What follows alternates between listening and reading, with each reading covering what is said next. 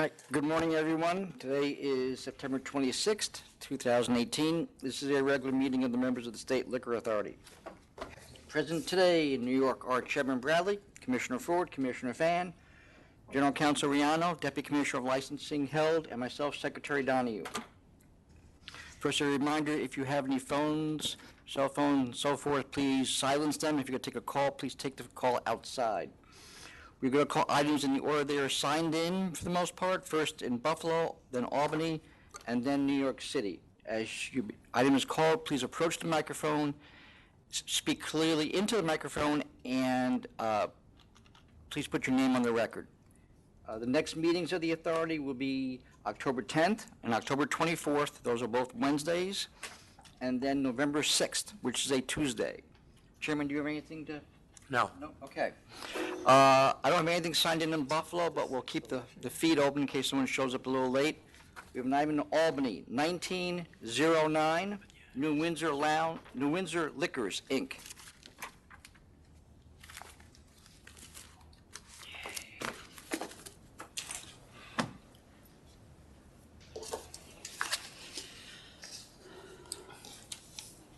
Why is it on Tuesday? Because it's... Go ahead. Can you hear us?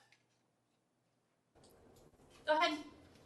Sorry, go ahead. Oh, you Let's start all yeah, over? let's- Okay, yes, hi, good morning. My name is Mark Gross Young, I'm the bookkeeper for New Windsor Liquors, Inc. With me is Balkar Singh Gotra, he is the sole shareholder and officer of the corporation. This is a liquor store application for 215 Quissaic Avenue, New Windsor, which is Orange County. Does he know English? You're the bookkeeper? Yes. So you're gonna work full time for him? No, but his English is fine. No. Commission. Are you working full time for him, or are you his representative?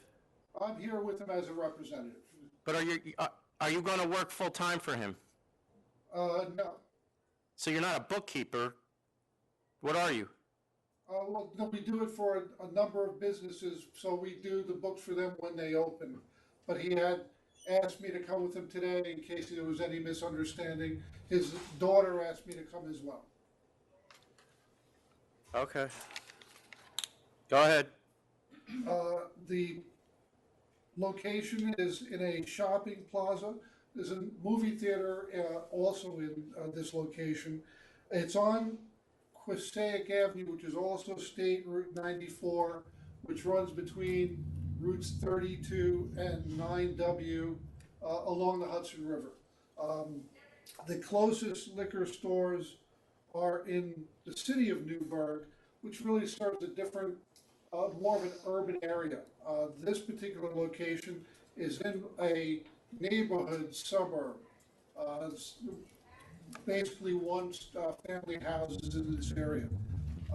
New Windsor has a population of about 25,000, Newburgh about 28,000, and there's another area, Valesgate, with another 3,000 people. So the two closest liquor stores are Newburgh, which I believe serve a different clientele, and then there's Big Value in Valesgate, but it's actually on a different roadway, Route 32, and that's about 2.6 miles away. Mr. Gotra has been in the retail business for 20 years. He operated a gas station in Pennsylvania, which he recently sold. As part of that, he did have licenses for tobacco and for tobacco. Was tobacco and for lottery. They don't have liquor in those stores, but he's familiar with the retail business. He's a resident of Middletown, which is about 5 miles away from where this property is located. He had been looking for a place for about a year, and this one he had told me was a good location, large population, and good rent. And if the board has any other questions. Well, in 2012 and excuse me, in 2012 and then again in 2016, we denied an application in New Windsor that's 1.6 miles away from this place, which presumably would be the same four closest stores as are there now. Why, what's changed since August of 2016? I think the stores there were actually in an area close to the existing Big Value, on that same thoroughfare of 32. This store actually is located in a different neighborhood, on the entrance to New Windsor from the city of Newburgh. The roads converge, it's 9W going south, 94, which is Quissaic Avenue, and then to the north of that is 32, where that other store is located. A different vehicle thoroughfare, a different clientele, a shopping center. This one is located on a shopping center almost at the entrance to Newburgh, to New Windsor, where it exits from Newburgh. So nothing's changed, is what you're saying? No, the location, this location is in fact. Well, everybody drives. I'm from that area. Nobody's walking, and we're talking about 1.5 miles. So we're basically talking about 5 minutes or less. You're talking, but it's in a different area. It's in a shopping center as compared to this being in the middle of the neighborhood. In terms of traffic flows, this particular route or roadway, which is 94, which is parallel, but it serves a different set of vehicles, has its own volume of about 25,000 cars a day, just using Route 94. All right, what's he gonna do that the other stores nearby are not doing? There is no liquor store in this general area. There's actually this shopping center, and as you head So south, I asked you, what's he doing differently that the other stores are not doing? that he will provide both wine and liquor products. That's and what they're it'll doing. It'll be the same basic. There's no special gourmet wines being offered or anything of that nature. Is he gonna do tastings? He will do tastings on the weekend. He had talked to suppliers, and they said that they usually try to arrange that with him. What's the population trend? Population is up in these areas which are south of the city of Newburgh, and city of Newburgh itself has a 10-year revitalization plan to improve. Where are you getting that? Where are you getting the numbers that it's up? Do you have any evidence of that? Because from my information, it's not up. I have for New Windsor, well, for New Windsor, I just have the population study showing that 2010 census was 25,000 for just New Windsor, 29,000 for the city of Newburgh. But also I was referencing the revitalization plan, which I did not provide a copy, but I know is in place for the city of Newburgh, and that's began about 3 years ago. And it's the third one in the last 15 years that they're trying, so I don't know that has a lot of credibility at this point. Well, hopefully, I know the Hudson River shorefront has been improved. This site does not specifically cater to the Newburgh itself, but actually the suburban areas that surround it. But I believe both are actually on an upswing in terms of sale prices. But again, Commissioner, I don't have the backup for the sales median prices going up. He sold the store in New Jersey? He doesn't own that anymore? That is correct. That closed recently. And now, yes, and he lives in Middletown now. So what's he do now? Well, he was looking for a location. That store just finally closed, and he received the last money about 2 months ago. Yeah, 2 months, yeah.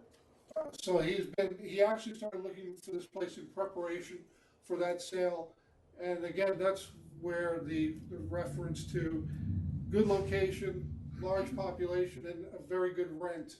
What are you paying in rent? $1,650. $1,650, 10 years flat with no increases, which is also a benefit to the area.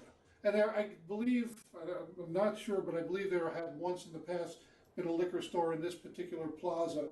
The reasons why it actually is no longer there, I'm not sure of, Commissioner. Okay. So we still have no response from the closest two stores? No. Correct.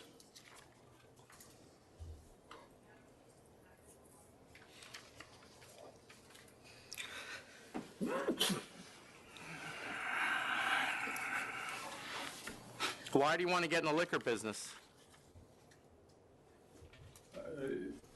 I started new liquor business, but before I am a gas station, but I changed this one, so I like the liquor store now.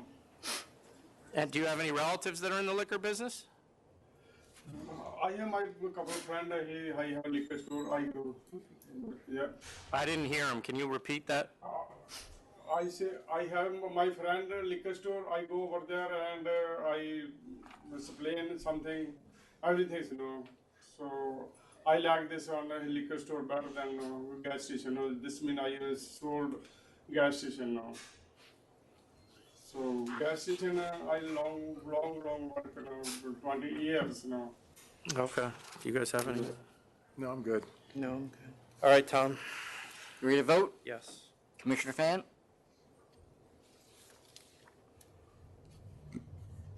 Maybe if you come back with the backup numbers for the population, it would be helpful. With what I have in front of me, I don't really see public convenience in having another store in that location. So I vote to deny. Commissioner Ford? Two closest stores, we don't have any figures on. But the other two don't look like they're really stepping it up and going any further.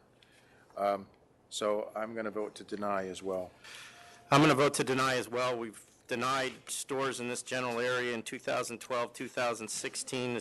The two stores that did send in sales numbers are showing decreasing sales, and we have no backup that the population is increasing or that there's an increase in demand, so I'm voting to deny.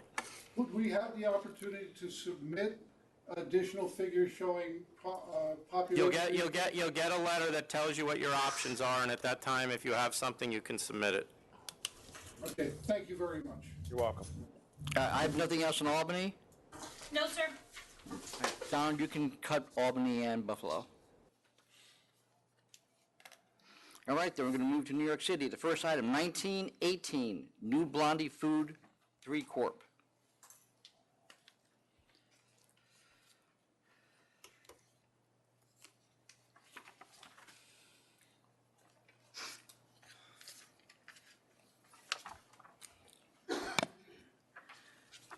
Morning, Stacy Weiss for the licensee. Morning. Morning. Morning. Morning. This is a request for direction. This is the third application that my client has submitted.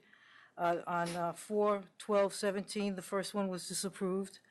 My client was given a beer license. He was approved for a beer license, but he sold beer before he actually got the license. On 7/14/2017, he had submitted again the license application, but he was disapproved because not enough time had passed since the first application was put in, and he was denied for that one also. On 6/21/2018, he had put a third one in, and, I'm sorry, before that, on 9/27/17, he came before the board, and the chairman told him, Chairman Bradley, you had stated to him that you were going to, there has to be some penalty for what he did, and that he should come back in a year if he didn't have any issues, that if he stayed clean, that you would actually give him a license. And I said that? Yeah, you did. I'm quoting you. I went to the. Has he stayed out of trouble? Yeah, he stayed out of trouble. I'll vote to approve. Thank I you. guess you're ready to vote? Yeah. I'll vote to approve. Got a hat trick. I'll vote to approve. Thank as you well. very much. Appreciate it. Thank you. Next item, 1873, Uno Cafe and Billiards, Inc.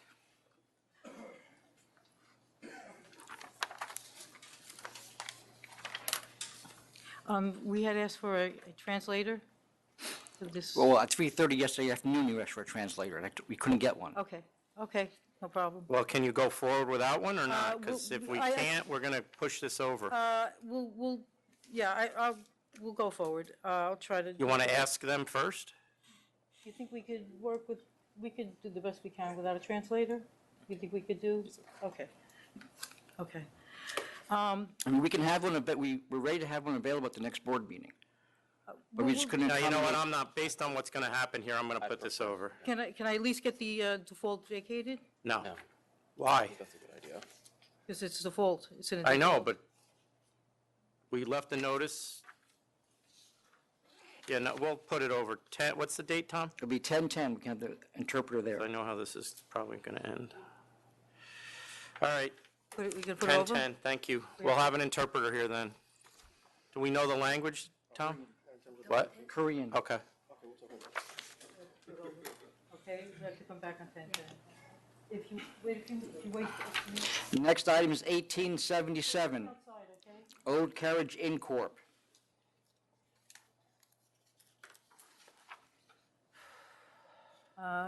Stacy Weiss for the licensee. This concerns, this is a CNC for $3,500, civil penalty. If you have any questions. This was a one-day street fair. It was a booth. Sangria? Yeah, it was a booth. They had signage up that said, Yeah. "Do not remove drinks," and I'll accept. thank you, I'll accept. accept. thank you. Next item, 1882, Faisal Tawfiq Salah. This is a CNC for $6,000 civil penalty. I'll accept. Thank you, I'll accept as well. I'll accept. thank you. Next item, 1901, Ferncliff Lodge 367 BPO Elks of White Plains. And this is a CNC $5,000 civil penalty. What are they doing about the noise here that seems to be Okay. getting to be a pattern? Well, actually, it's not. It's up in White Plains, what they have is the police department have a special proactive police program. It's not a focal point. They go around and they have a preventive measure, and they make periodic visits to each of the places up there. They try to prevent disorderly incidents, but it's actually a proactive program. Yeah, but in this instance, they went and told them to turn the music down, and it got worse on the same day. So what are they doing to stop it? Well, they actually are working with the police department to straighten this out, and they monitor, they have somebody there to monitor the activities, and they're very much aware of the situation, and they have a manager that's now on top of everything. So they are working on it, and they're working hand in hand with the police department. I mean, are they have anything? turning the Oh, music down or not? Yeah, no, absolutely are. They have, the manager is working with the police department, they have, and they're in contact with the police, and the manager is working with the police department. But this is an Elks Lodge. Yeah, Club, yeah, yeah. no, I know. So what are they doing? Well, I mean, what are the Elks getting crazy? What's going on? Lampshades and stuff, or what? No, no, Is this open to the public? no, it's a members-only club. It's Members-only yes. club that's got 2 noise complaints in less than a year. Well, the manager, Club. yeah, they got, Well, if they get a third one, that's the end. Do we have anything pending? No, just this. no, that's it. They're All on right, top I'll of it. accept, but Okay, we'll speak with them. you better tell them they should go back to playing chess or something. Okay, we're in touch with them. I'll accept. Thank you, Accept. thank you very much. Yep. Next item, 1924, Hamlet Grill Corp.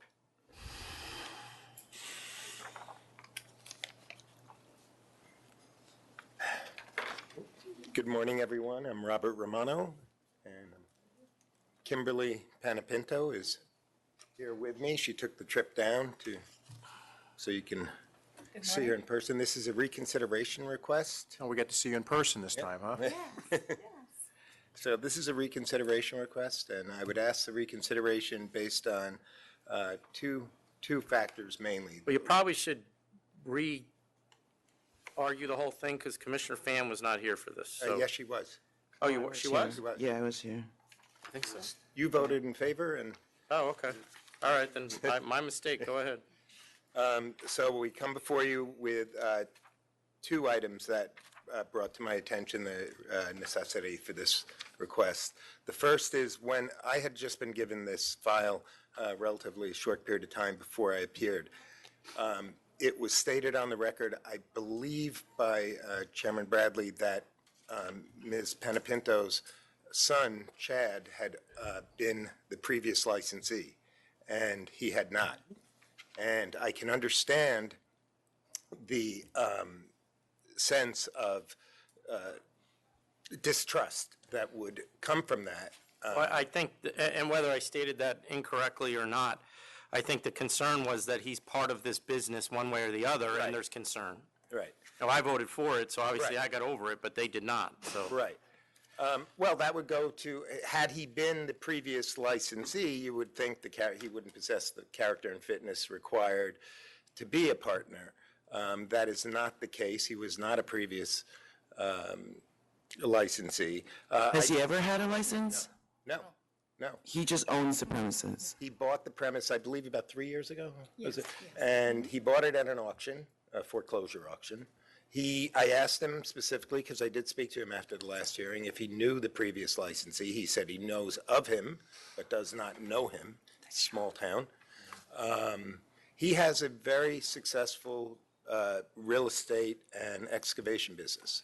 He has no interest, has never run a bar or a restaurant, has no interest in running the bar or the restaurant. In his conversation with me, he said, I don't even want to step foot in that place. He goes, now, I can't, I would like him to have the ability to do that if he so desires, but he will not be working there. He will not be managing, operating. He might come in, if he doesn't, I want him to have the ability, if he doesn't like a curtain color, to tell his daughter, you know, maybe you could change that curtain color, but shy of what any patron would be able to do, I would. Aware if he has a criminal record? Yes, I am. And that was, Is it a felony? it is, and it was many, many years ago,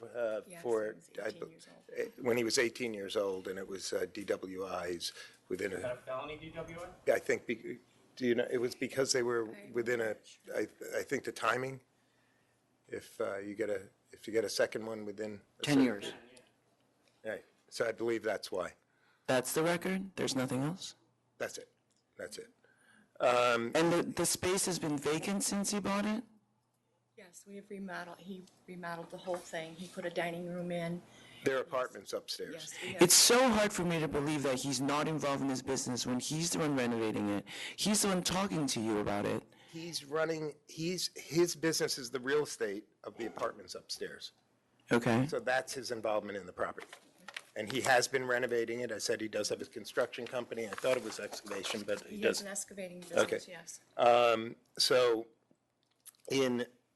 any good real estate investor knows, he's upgrading the property, the apartments upstairs.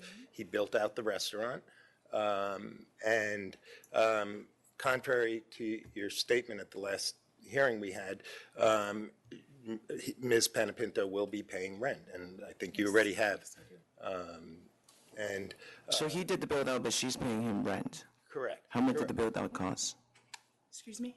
How much did the build out cost? The building? No, not the building, but build out. The renovations, The what they cost. renovation? Oh, geez, probably with everything he did, probably about $225,000. And I do understand that in speaking to him, his goal is down the line in several years to potentially just turn over the whole property to Kimberly.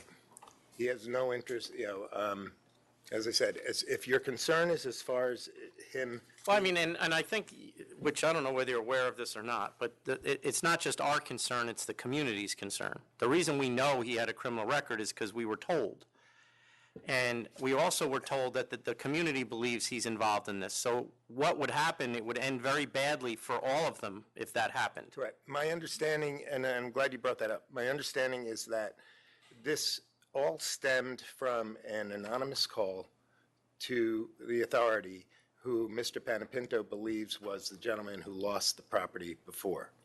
And there was some ill will to whomever took over the property, whether it be Mr. Panapinto or someone else. So that, and in my speaking with the investigator, he had mentioned to me that as far as he was concerned, the case was closed and he did not find what he was looking for. I did submit the letter in support from the Town of Livonia Building and Zoning Director, which you have in your records, stating that they're aware of the financial investment in the property and that they believe it would be to the public's best interest to be open. And they do mention in the letter, they state the Panapinto family specifically. Are you aware at all of the history of this place, the type of problems that it was before? I have heard, I've never been there myself, but I've heard about it through the, people talk. All right. When you say you've never been there, I just want to correct, you've never been to it at the When it was prior, running- right. When it was running as a bar then, Okay. And, we're ready to agree to no music other than background recorded or jukebox.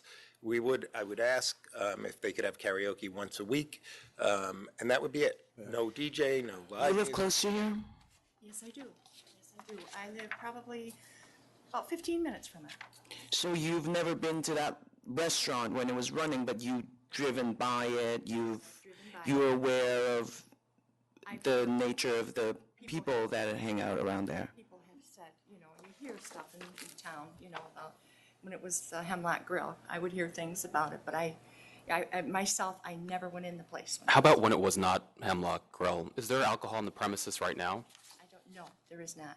I don't know what it was before Hemlock Grill. I've always known it as Hemlock Grill Are since you I've open? lived there. Is it open now as a restaurant?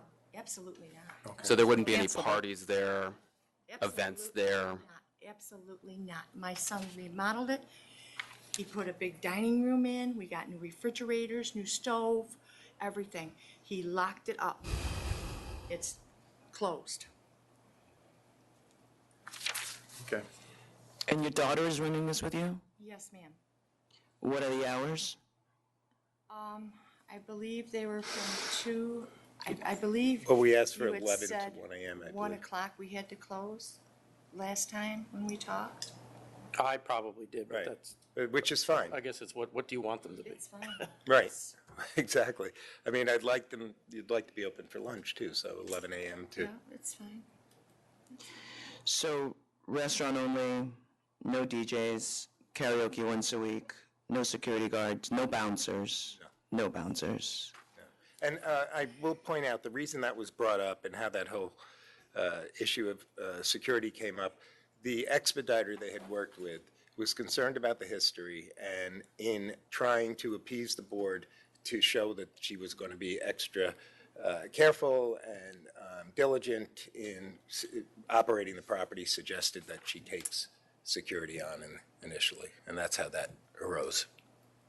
So you're amending the application to remove live music, but you want to, and DJs, but you want to add a No, jukebox? no DJ, just jukebox recorded music. I don't know if Okay, 'cause- jukebox is still even a checkbox. No, jukebox was not noted to us, but DJ and live music was. Right, All of which raised our suspicions about things. absolutely. I totally understand. Are we ready to vote? I guess we Mr. vote Van? to reconsider, yes, first, or we did that already? No, we did not vote that. Yes, I will vote yes to reconsider. I'll reconsider as well. Same here? All right, so on the merits of the application then?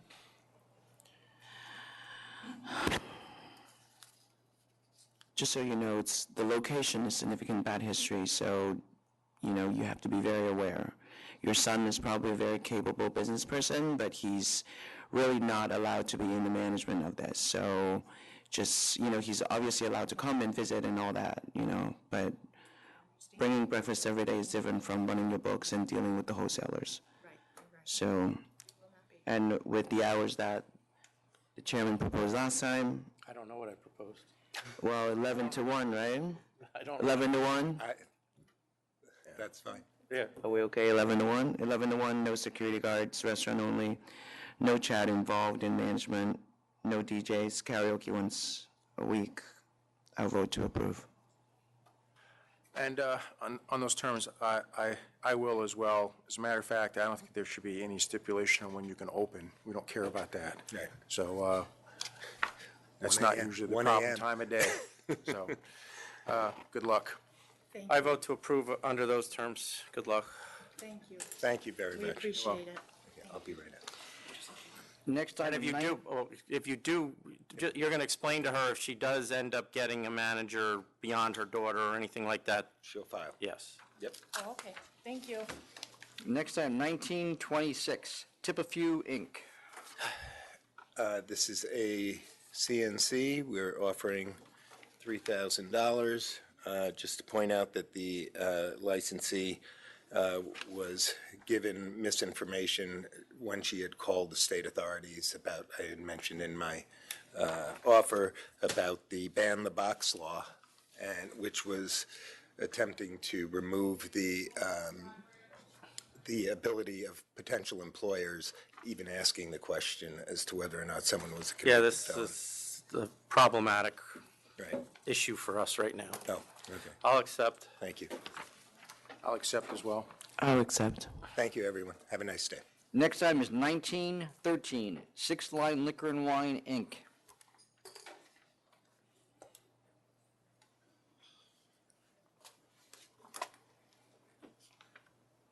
Do you sign this in? Mr. Lynn did, yes. Oh, they're here, okay, I didn't see the applicant.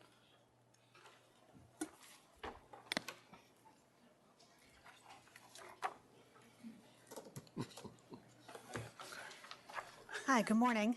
Good morning. My name is Megan Moyo. I'm here on behalf of the applicant, Six Line Liquor and Wine, and the owner of the applicant entity is here, Cruz Ferrer.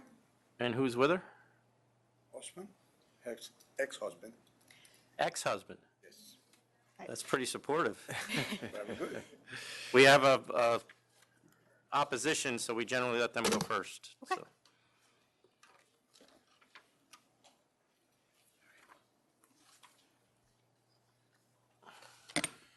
Good morning. Charles Lynn for the opposition. I represent Crayos Wines and Liquors at 1246 Castle Hill Avenue and Circle Wines and Liquors at 39-41 Hugh Grant Circle, which is also known as 1919 Westchester Avenue. Protesting based upon public convenience and advantage.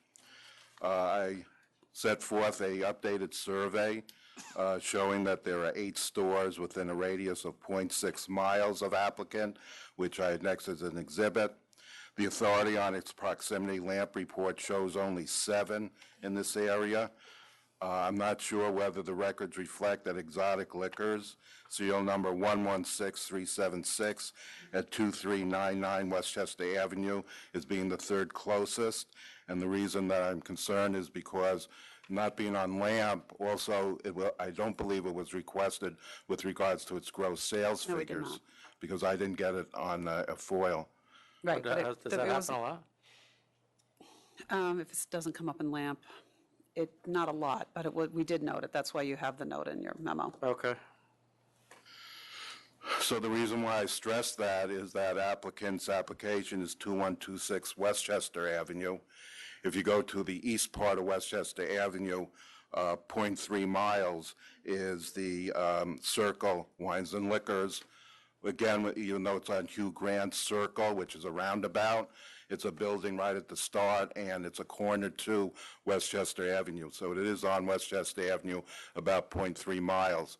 When you go down the road west, you have the applicant store, and then comes the next corner, which is Castle Hill Avenue. If you just go 714 feet down Castle Hill, or as the crow flies, just a block down, is also my client, Crayos Wines and Liquors. So it's variably on Westchester Avenue.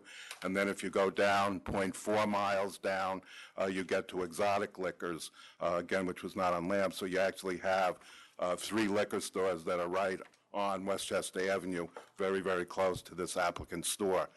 In addition to that, I had said that Castle Hill is an intersection onto Westchester Avenue. So if you go down south on Castle Hill, there's another liquor store that's 0.5 miles away. And if you go north, there's another liquor store that's 0.5 miles. It doesn't have the address of Castle Hill because it's half a block off of it. I think it's Metropolitan Avenue. So you have pretty much of a saturation of liquor stores in this area. Next to my protest, I had supplied 2 letters of protest, one from the Bronx Community Board 9. In addition to that, a letter from State Senator Louis Sepulveda, who's a state senator, based also upon the fact that they feel that there's a saturation of liquor stores in the area, and they also cited that there are many churches and schools in the area, especially on Westchester Avenue itself. It's interesting. There are two main public schools that's kind of in between all of the liquor stores, as well as 4 different churches. The application shows applicant as a bulletproof store with only 350 square feet of retail space. It is therefore not anticipated that applicant will offer any new products or services to this community that the other local stores do not already supply. And out of the 8 stores in the area, 7 are bulletproof. It's the second store to applicant Circle Wines and Liquors, who addresses 39-41 Hugh Grant, which I said is to the east at 1919 Westchester Avenue, 0.3 miles. That's an open store. It's interesting, again, it's a roundabout where you have 4 other streets coming into that area. It's under the subway. It's very traffic congested, a lot of retail stores. It's almost like a designated area, designation area. How many did you say are bulletproof again? Out of 7 out of the 8. 7 out of the 8? Yes. Okay. As far as population growth, I have next to my papers that from 2010 to 2016, there has been moderate growth, but that moderate growth was 4,000 additional people through that 6-year period. So I characterized it as moderate. As far as sale, Many. So it was it under- 68,000. So it's Moderate, I 3.5%. Right.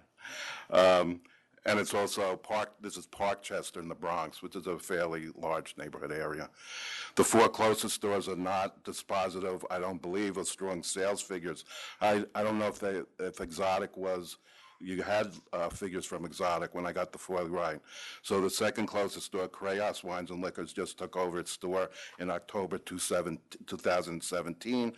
And without Exotic's figures, I don't think there's enough evidence to prove that there are substantial strong sales in this neighborhood that would warrant a brand-new store. So based upon proximity, sales growth, demographics, and population, and the fact that it's bulletproof and won't provide really the area with any new goods or services, I would ask that the application be denied. Thank you. Is anybody else here in opposition No, these that are- you're not representing? No. Okay. These are mine. Go ahead.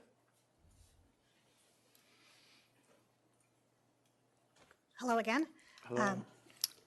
We'd ask you to approve the application because it will serve the public convenience and advantage. Although the original application indicated it was going to be a bulletproof store, that is no longer the case. It will be an open store. And what makes this different Did we than... get that note? It was in her submission that it was going to be an open concept. Right. But you haven't put that diagram in or anything. The diagram actually will stay the same. There will not be a bulletproof glass partition. It's a relatively small store, sort of a rectangular store. There'll be a counter to the right of the entrance, and there will not be a bulletproof barrier, and there will be stock throughout the store. And what makes this concept different than all of the other surrounding stores is that they will be focused on wine. It'll be 50 to 60% stock will be wine. 40% of the wine will be from New York State. They plan to do tastings, also to have a subscription wine club.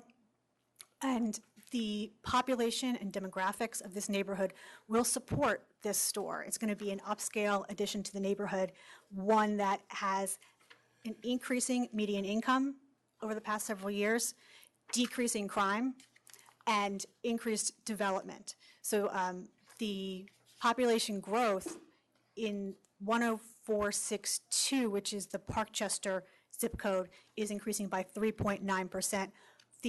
This store, though, sits right on the border between 2 zip codes. So the next zip code directly to the south, 10473, has a 5.9% population increase. And there is increased development all throughout this area. So there's a new condo complex going up right at this intersection that's going to have 206 new units. There's also other development going on.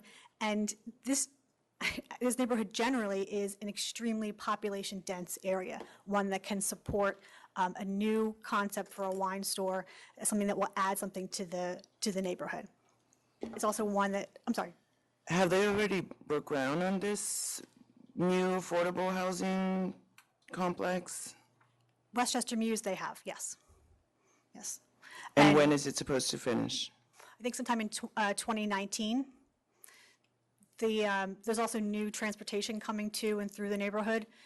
They haven't broken ground, but they're exploring putting Metro North stations all the way through here. This is an area that already is very, very accessible through public transportation. So there's a 6-line stop right at the corner at Westchester and Castle Hill. People going to work in Manhattan, coming back to the neighborhood, are coming through this intersection, and we envision that people will come to the store, get a bottle of wine on their way home, to have with dinner or to take to a party with Well, are friends. the other stores selling wine? They are, but they're not going to have the volume of wine, and they're not going to have the focus and the knowledge about wine. Where's that the her store will knowledge have. coming from? Well, her own personal experience, plus she's been working. Well, what is her experience? Because all she has is, it's all she was required to put down is the last 5 years, but she's been retired, so what's her experience?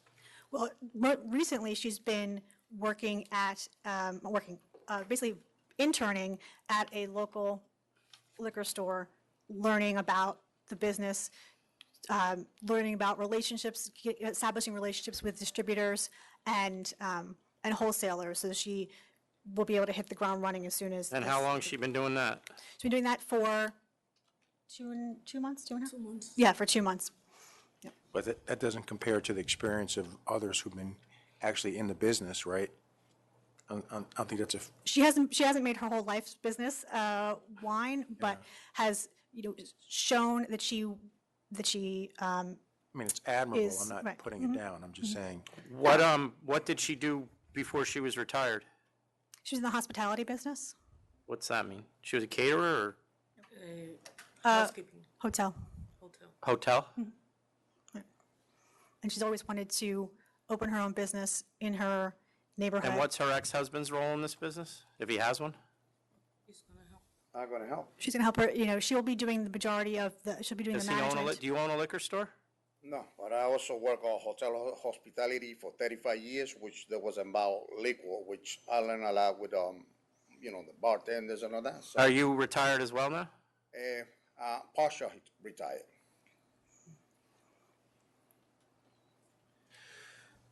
So your square footage, 802 is storage out of 1152. Is that what I read? Is that correct? Yes.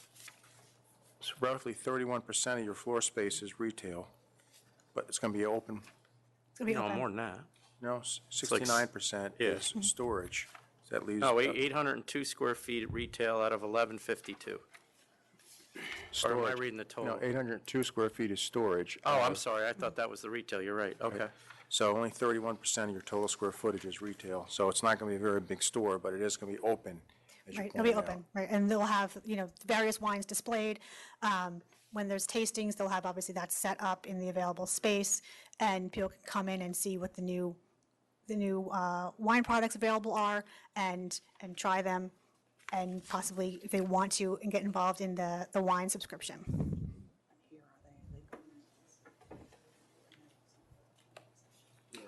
I also want to point out that the closest store that has reported sales has shown increasing sales over the past 2 years. They're doing fine. There's more people coming into the neighborhood. Their sales are increasing, and we think this will just add to the neighborhood, not take away from the Well, existing then, stores. and you're right, they're increasing about 3,001, or I'm sorry, 8,000 one year and then 12,000 the next, but they went down over 100,000 from 4 years ago, so how do you explain that? I know that they have recently taken over that store, so I'm not sure if it was a business management problem or what that is. I don't know their history in the neighborhood. And then the other closest stores are all showing either very flat or decreasing. Well, Okay. really, the closest store besides Crayas is Circle Wine and Liquors, which is down at the traffic circle. There's an express stop on the 6 train there. There's a large grocery store, so that's more of it's right next to a grocery store. So there's a high volume of traffic moving through there. We don't see that their sales will be impacted, And the other stores are all on the, Well, we're not really worried about impacting somebody else's. We're more worried about whether there's a demand for a new store based on their sales increasing, and I'm not really seeing that. And granted, the third closest store, we don't even have sales numbers on because they didn't show up on our lamp report. I don't know what that would have said, but do you guys have any questions? No, I've asked all of mine. Commissioner? No. Unless they want to hear from you, I don't need to. Yeah. I admire the effort to learn from another business owner. There's a letter from a state senator in the community board that talks about how this neighborhood does not really need another liquor store. I do not think those letters were personal against you, and so I would encourage you to maybe find a different location or come back again when the population is there, because we can't really issue a license for anticipated increase in population. And so I'm going to vote to deny for now. Commissioner Ford? Yeah, I think you're probably a fine applicant, but, you know, as Commissioner Fan said, we do have letters of opposition from Senator and Community Board, 8 stores within less than a mile radius. Even though you're talking about a very small footprint and still being open, which is different from the others, which so many are bulletproof, I still am going to defer to the Community Board, which at this point says they just don't need another one. And I'm looking at the sales figures, as the chairman said, and I just don't see any kind of demand increasing for another store. So at this location, I'm going to vote to deny as well. I'm going to vote to deny as well on those grounds. And it really is just the location, has nothing to do with the applicant. So there's just too many stores and the sales don't indicate a need, and the population, while it's gone up, has not gone up any significant amount. So, thank you. thank you. Okay, next item, 1962, Rosefall Catering Hall, Inc. Martin Mailer, Mailer Buscemi. This was on at the last meeting. This is a longstanding client of mine. I did speak to her. There must have been a breakdown in the communication somewhere. She does admit that she did get it. She said she sent it to me. I never got it. So I would ask that I be allowed to go back to counsel's office, or if you are inclined to just mete out a penalty. The chairman suggested something like $4,000. What I suggest? 4,000? I would, Yes. so, I would definitely not want to vacate this because it was delivered, and I understand that there's a mix-up. I'm not saying it doesn't. I would suggest it's probably a higher fine considering what the report says. Well, then I would take tremendous exception to that. That's I okay, would- Mark. Not No, significantly not higher, personally, but. What part of the report? 'Cause I She didn't- was arrested for unlicensed bottle club. She was arrested Storing because liquor in this part of the establishment that's a takeout next door that's not licensed. I spoke to her. If you look at the underlying charges, she never should, in fact, I think she is considering a lawsuit against the city, or at least the police, but that's, these, you know, not having a pregnancy sign does not lead to Absolutely, being. I agree with that. All right, No, I so, agree with that. But the they failure to wanted- supervise and the books, I mean, I mean, my concern was the second unlicensed security guard charge, like, how many times do you have to get knocked over the head? Mr. Chairman, she had licensed security. I can't go into this because, you know, I mean, you know, I can't. So I'm not gonna vacate it. I mean, just because she tells you she sent it to you, I believe she did tell you that. I just don't believe it happened. So, I'll go. I was at 4,000 on council's request. I'll go to 4,500. 4,500. Commissioner Fan? I can't say one thing or the other, so. He wants it to go back to council's office if it's more than 4,000, right? I at least can't, told 'cause her of the it's- 4. I can't. It got I'm at delivered. your mercy, or more precisely, the licensee is at your mercy, because the thing was sent. It never got to me. It's the first time in 20 years that I've represented her that I haven't answered this thing. No, I'm not. I believe that you did not get it. I'm fully on board with that. But I don't understand what happened, because I always, look, I mean, if we're at 4,000, at least I'm We're at prepared. 45. We had 3 votes for 45. 3 for 4. Thank Okay, you. Next. All right.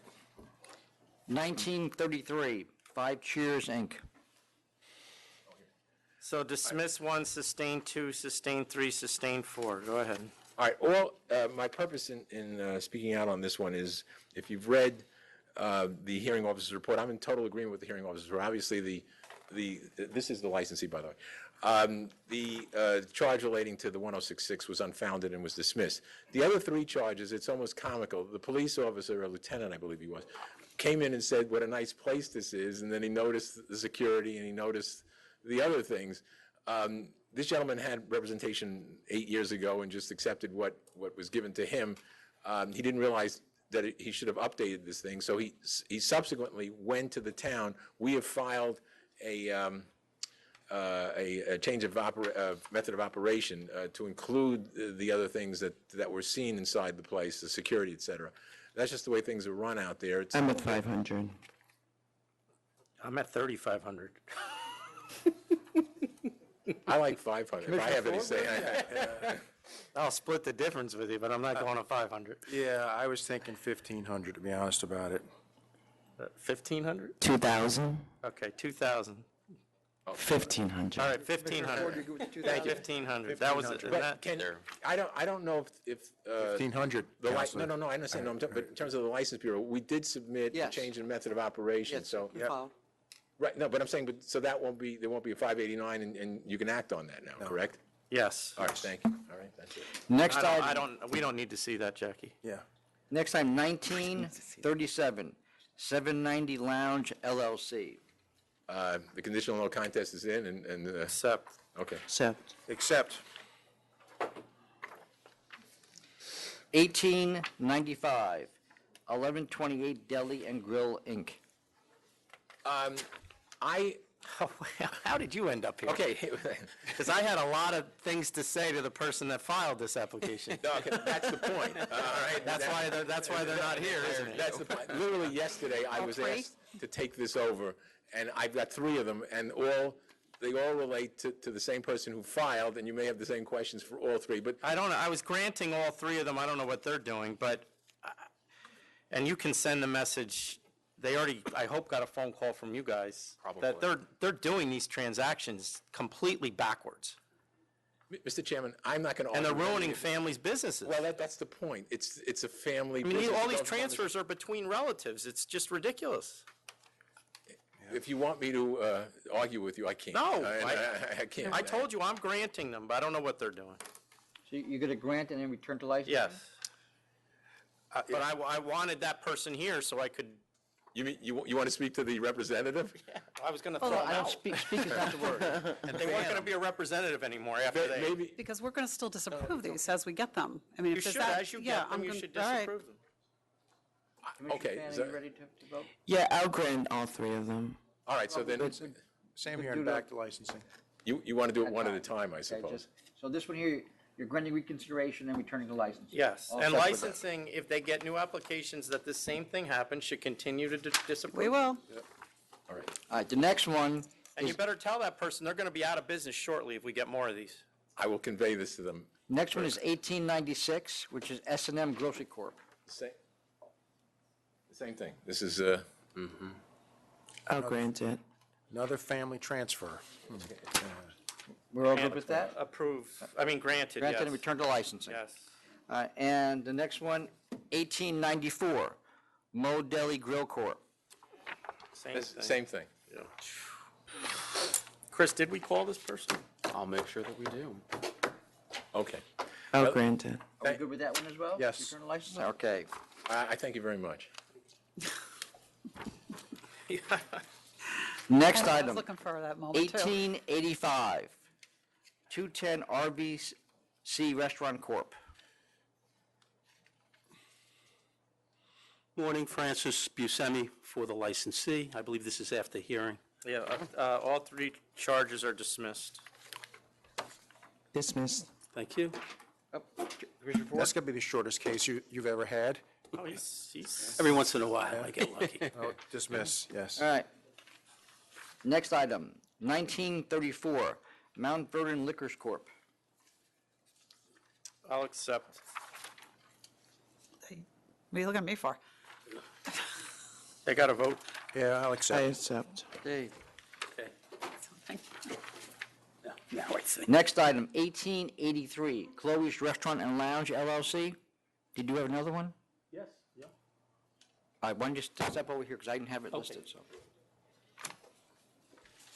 Good morning, members. Ben Savitsky of Bernstein Radio on behalf of Chloe's Restaurant and Lounge, LLC, serial 1276036. This is Pierre Bouchard. He is the owner of Chloe's. We submitted a late CNC when we were engaged late last week. I don't know if the members Well, the got hearing it. happened and he didn't show. So there was No some CNC after a hearing. Absolutely. There was some miscommunication, and I think it says on the agenda that he submitted a late CNC. He thought there was some miscommunication with the authority. He contacted the authority and was told he bounced a check. He paid it by bank check. He was told by the authority that it was going to be a $500 penalty. He submitted the form on the back of the pleading saying that he pleaded not guilty or no contest, and he thought he was going to receive something for the $500. He says he did not receive it. He claims that he came here, he met with Margarita. Margarita was going to schedule a date, I guess, for the $500 or something. That's at least what he says. So we're just Here we requesting. are, all right. You guys, what is the fine on this, 500 usually? I think, is it 500? I think. All right, 500. 500. Thank you. You're welcome. All right, Mr. Mailer, Mr. Buscemi, 1904, which is Morning again, Main Francis. Bronx Venture Corp. Thank you. Francis Buscemi for the licensee. This is a request. Hold on one Yeah, second. sorry. I just found out about this, Okay, so go I ahead. submitted a last-minute letter to the members. This is to request a real. I don't see a letter. We didn't get a last-minute letter, it was a default. Oh, you sent the letter to me yesterday? Yeah, the members didn't get that, because it was Yeah, okay. yesterday. So I'll just go through with what I said then. The licensee just found out about it when his other attorney was reviewing the full board agenda and saw the name of the licensee on it. This was a default. There are some serious charges, and we believe that the licensee should be given an opportunity to defend it. It shows as coming back, the certified mailing. With me today is Brooks Ballard, the president of the company. He also did not receive it at his home. Hold on one second. So sure. Chris, what does that mean? It says, Return to sender. I'm sorry. notice of pleading is being unclaimed and has marked the envelope as vacant? Then the envelope might have been marked vacant when it was returned to us. I do note the same thing that Frank is saying. And that it again, I was returned back. saw that. I already So did we have the wrong address on it? Is that what that means? Not necessarily. I can check and see what it says. So the bottom line is it never even got posted. Yeah, and I want to point out, they've been in business since 2001, this particular license. Principals in this, All right, principals. I'll send it back. Okay, thank you. Back to And, council. If I might, I Wait, did put in a Mr. Buscemi, notice just- to the prosecuting attorney on this already, just to cover it, because they have trouble, for whatever reason, receiving things. Have you What- checked the address with us? Yeah, and I showed my client, is this What's the your PO, correct address? what is the address? Homedale, you're in Homedale, New Jersey? No, that's William Hackett. Brooks Ballard, it says Homedale, New Jersey. Is that you? They mixed up the names or something. That's William Hackett. I'm talking about the premises itself. They seem to have trouble when the licenses were renewed by their prior attorney. They never received them at the premises. The attorney had to request duplicate licenses be sent to his office. So it seems like, I don't know why, I don't know what the post office is doing, but it seems like there are issues getting Well, you mailed might, to the I mean, check premises. with Jackie, not now, but at Okay. a later date and make sure all the addresses are correct. Yes. Yeah, because. I will. Because Mr. Ballard is listed as the contact person. Well, he's Yeah. the first one listed as the vice And president. I'll check on that. Yeah, I I'll mean- check on that with, Are we I'll all- email Call you. me. Are we all in Call me. agreement Or with you will email return me. to Yes. council? Back to council, Yes, yes. All right, back thank to you. council. Have a good day. Thank you. Thank you. Next item is 1910, Epic Blue, Inc.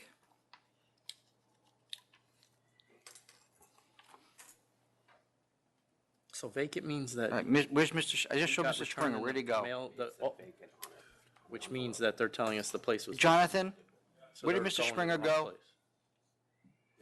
Erica Delon. I came seeking for the license. I can't hear you, you're going to have to speak in. Hold on just for a second, we have other, Epic Blue, Mr. Springer, 1910? Okay, go ahead, ma'am.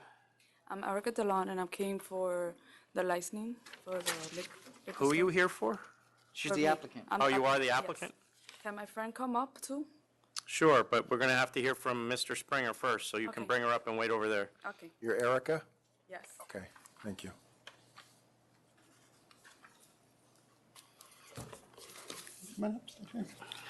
Good morning, John Springer. I represent 3 of the 4 closest store and another store that's not among the closest that's on Rockaway Boulevard, which is Love Jazz Wine. With me is Mr. Tarsum Singh, who is in contract to buy half of the shares of Bob's Discount Liquors. There's a corporate change application filed. And Ms. Kaur owns Poper Liquors. These are the 2 closest stores. I submitted, I'm assuming you got my map that I emailed in. I also emailed Bob's gross sales. He didn't get the letter, but last Thursday I had emailed in his gross sales letters. There are, Yeah, we have him. Okay. Oh, no, we don't. We didn't get his gross sales. They were touched.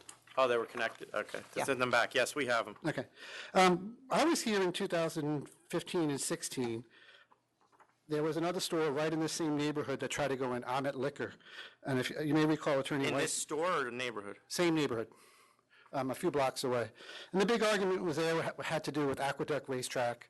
And Commissioner Ford was here and Chairman Bradley was here. And you basically accepted my argument that, some slot machines added to a racetrack does not necessarily make it a casino.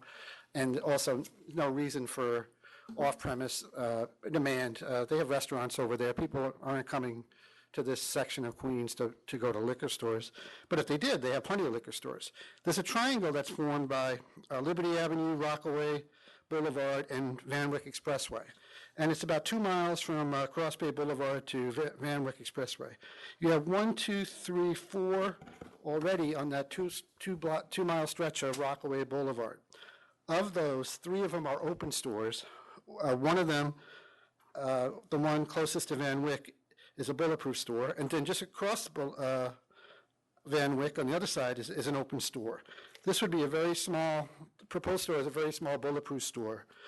You have 1, 2, 3, 4, 5, 6 on Liberty Avenue, and then you have one just to the south on Lefferts. I know most of these stores. In fact, I've probably done corporate change applications or transfer applications for most of them in the last 3 or 4 years. Bob's Discount was transferred, that was a transfer application 2016, and now he's selling half the shares because he's struggling. He needs the income, he needs an influx of money to buy inventory. Poper's was transferred, I believe, in 2015. One Star was transferred in 2015. Savvy was transferred in 2013 or 14. I handled that. I remembered that one. So and it's not because they're all doing well. These people are not retirement age. They're all about the same age as these folks who are not close to retirement age yet. They're not selling these stores because they're cashing out and retiring. They're struggling, in part because there's so much competition. So we don't see what adding another store to this neighborhood would bring. There are 16 stores in this neighborhood, which is really where South Ozone Park, South Richmond Hill, and Ozone Park, where they merge. It's really a merge. They're really one large neighborhood, if you look at it that way. And that's the way you looked at it in 2015 and 16, and that's the way I would ask you to look at it today. And of the 4 or 5 closest, particularly your clients, are they both open? Yes, Poper and Bob's are both open, and then the one on the map, which is at Liberty and Rockaway Boulevard, on Rockaway Boulevard, that's open. And Savvy, which is the one on Lefferts, which is the one, the dot at the bottom of the map, that's also open. Okay. So the only one that's bulletproof is the one that's closest to Van Wyck, On that's the, closest to the applicant. That's right, on the west side.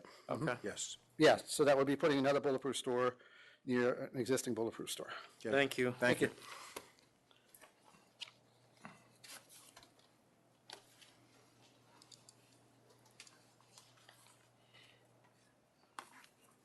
Okay. The only argument that I have is that these stores are not that close to my store and that it's expanding there, it's growing, the neighborhood.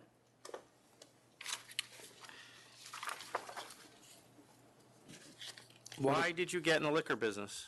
Or why do you want to get in the liquor business?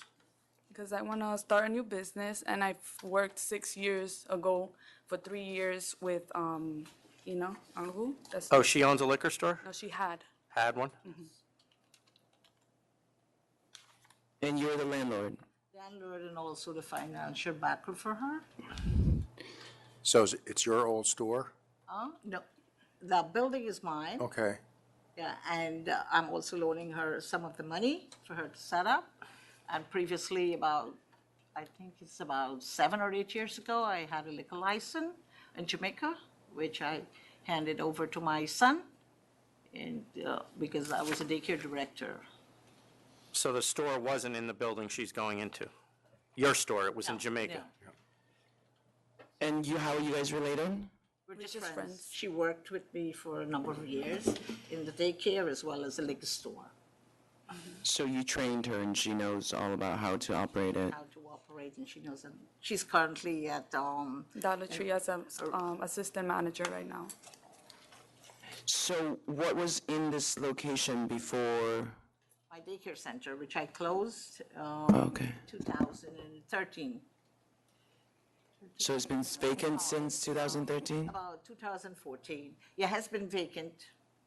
For 4 years? Yeah, because I'm very particular in putting, getting the right business in there, plus tenants, I want something that wouldn't disturb the neighborhood, as well as, a good thriving business.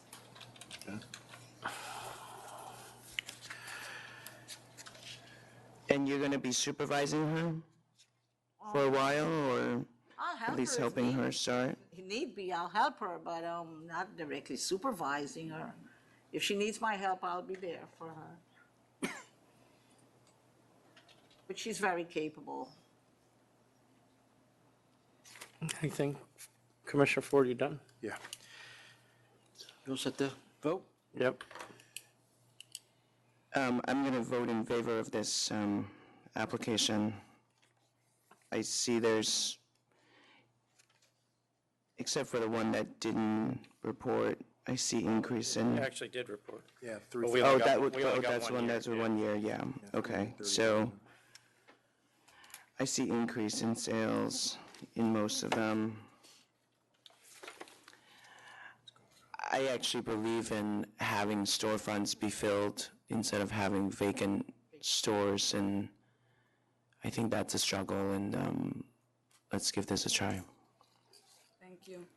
Commissioner Ford?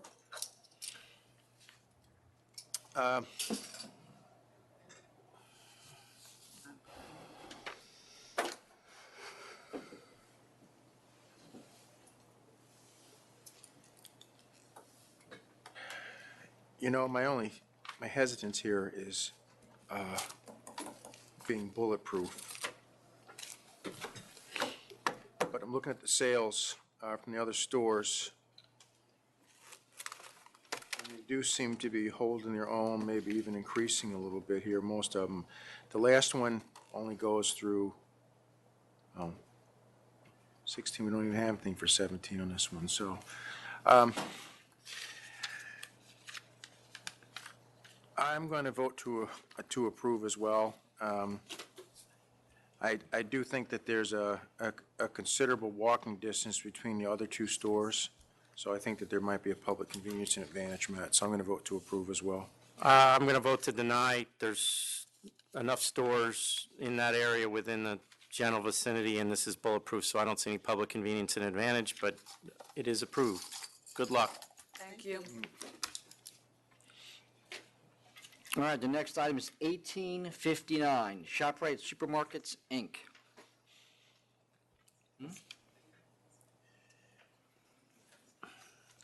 Good morning. Thank you for your time. My name is Tom Ertz. I'm the Vice President of Operations for ShopRite Supermarkets. We operate 32 stores in the Hudson Valley, up to including the Capital District.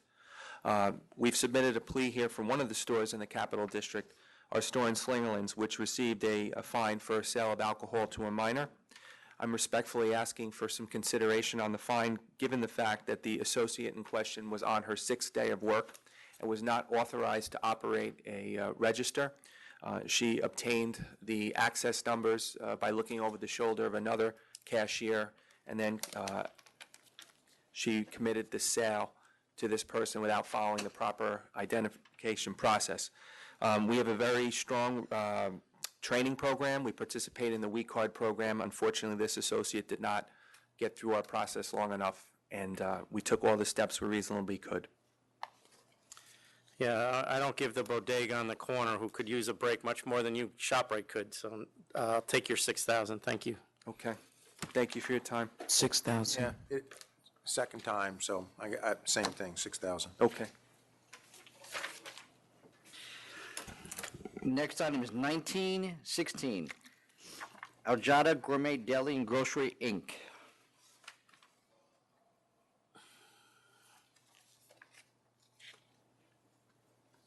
Morning, how are you? Good. Good, I'm you, the sir? owner from 900 East Jenny Road, Gourmet Dailies. I applied for the license because we're struggling for the rent and taxes and. So your name is Nashal, are you related to the former owner of this place? No, sir. I guess borrow like 1 year and couple months. You what? I guess bought the store. I'm a new owner. Do you know who you bought it from? I borrowed from Hakim, and then the another guy was the name Abdullah, something like that. Abdullah Nashad. I don't know him at all. Not related though. No, not related. I guess no one they can bring the list, you know. Where did you work here previously? 900 East Genhi Road. Where?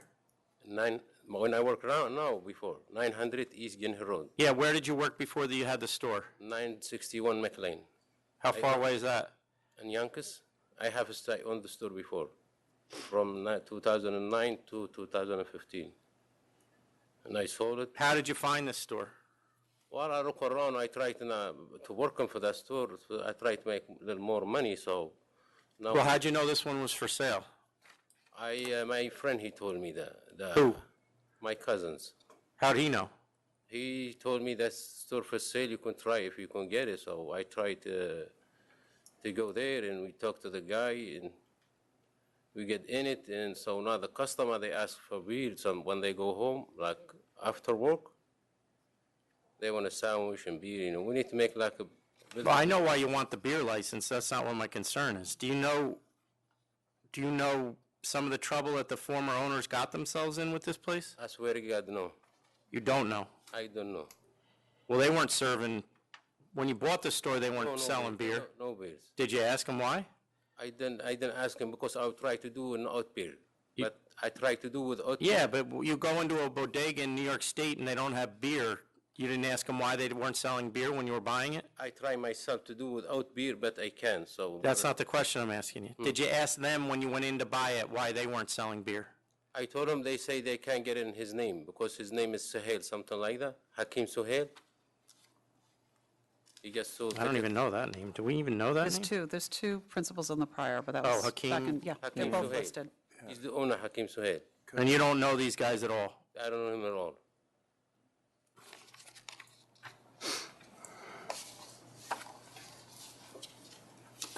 You don't know an Abdullah? Abdullah, I don't know him. I don't know him at all. Why'd you surrender your license in Westchester? I sold the store, so. You owned the store there and sold it? No, I sold the store. 961 McLean, I sold Yeah. it Who'd you sell that to? to Taha Al-Amari. And what have you been doing since 2015 when you sold it?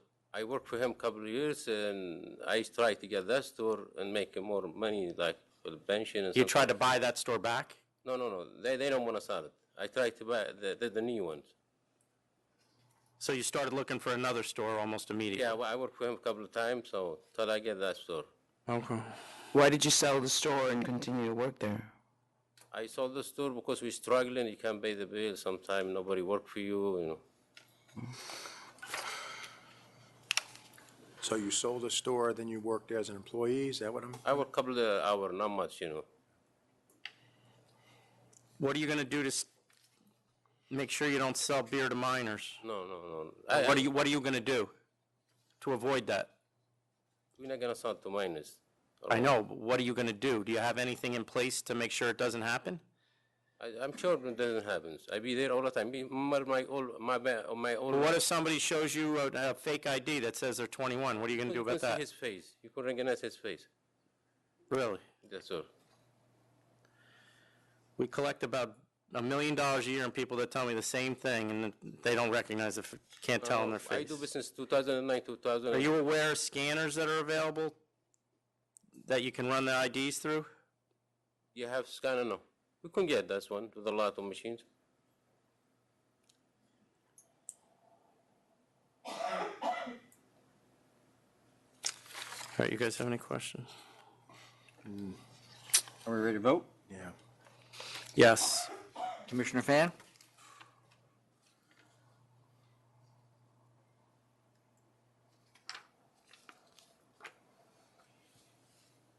Given your experience, I'm going to vote to approve. I'll vote to approve as well on the condition that you get a scanner, because this place has a history of, I get scanner, no problem. yeah, so.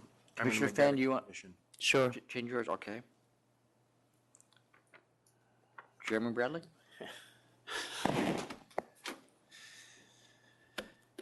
Yeah, I'll vote to approve with the scanner. No problem. We come and check this, you know. Anytime, no problem. You come. No, not the scanner. We come and check to make sure those two guys aren't in that store. No, oh, no And if problem. they're in there, You come anytime, no problem. we don't tell you when we're coming. No, they're gone already. That's what happened. Go ahead. Thank luck. you. That's it. Thank you. Yep. Next item, 1870, DC 544 West 27th LLC.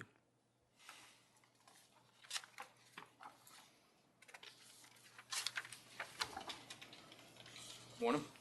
Morning. Stephen Floric, here for the law offices of Bruno V. Joffrey Jr., representing the licensee Rene Rodriguez, and also DC 544 West 27th LLC.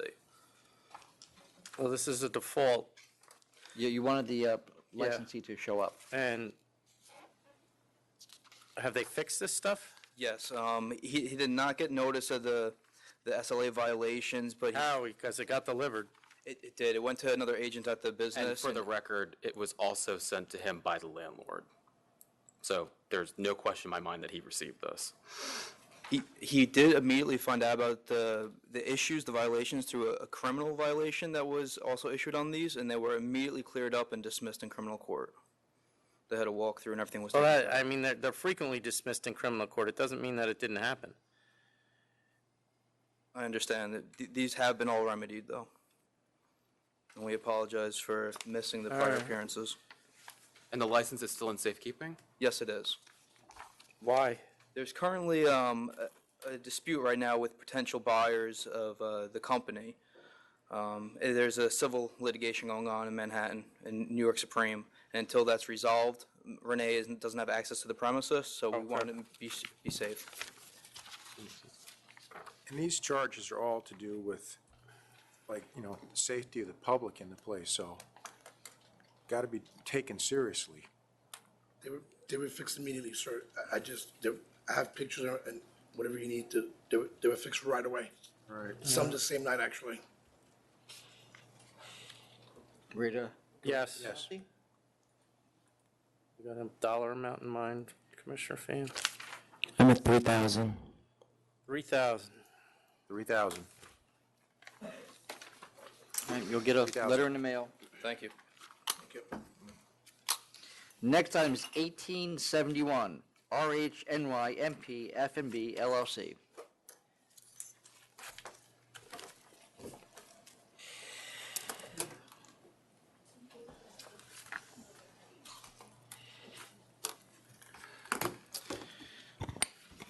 Good morning. Joseph Levy here on behalf of the applicant. Morning. Morning. Which of the principals do you have with you?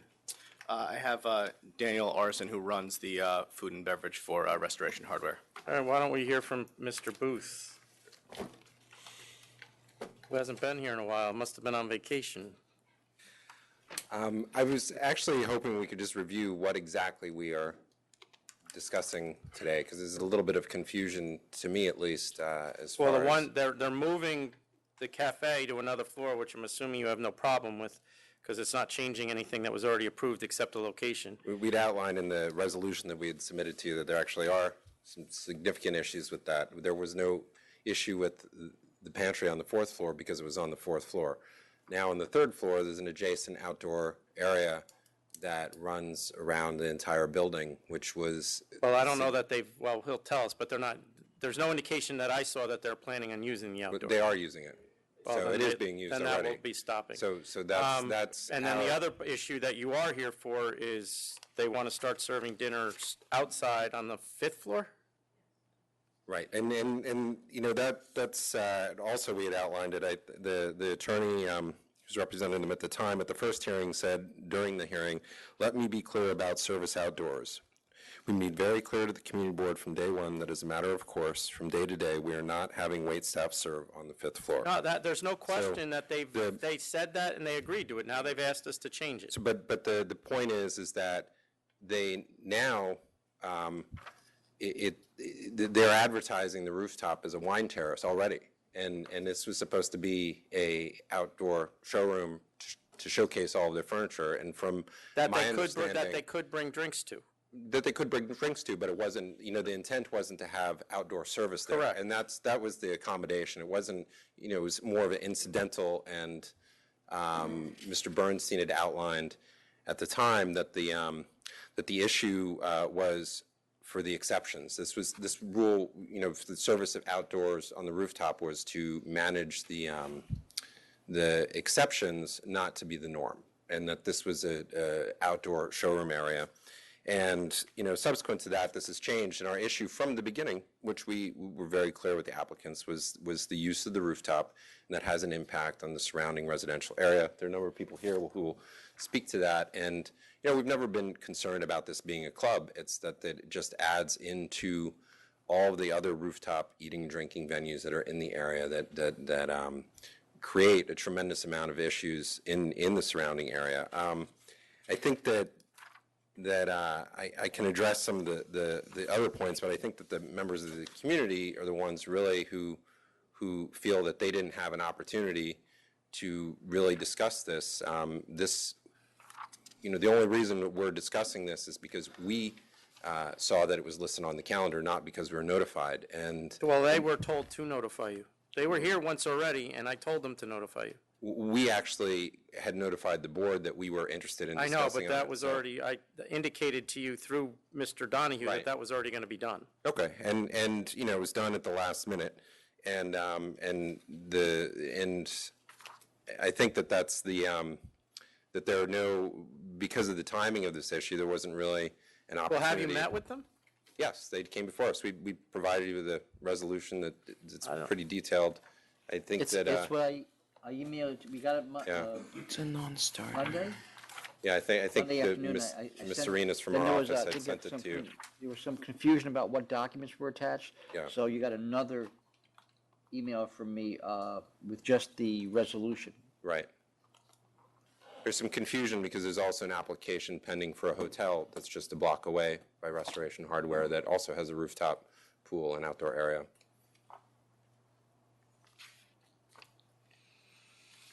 Okay. And, but I think that the members of the community are hopefully succinct, but can express some of their concerns as well. Okay. Can you all come up at the same time?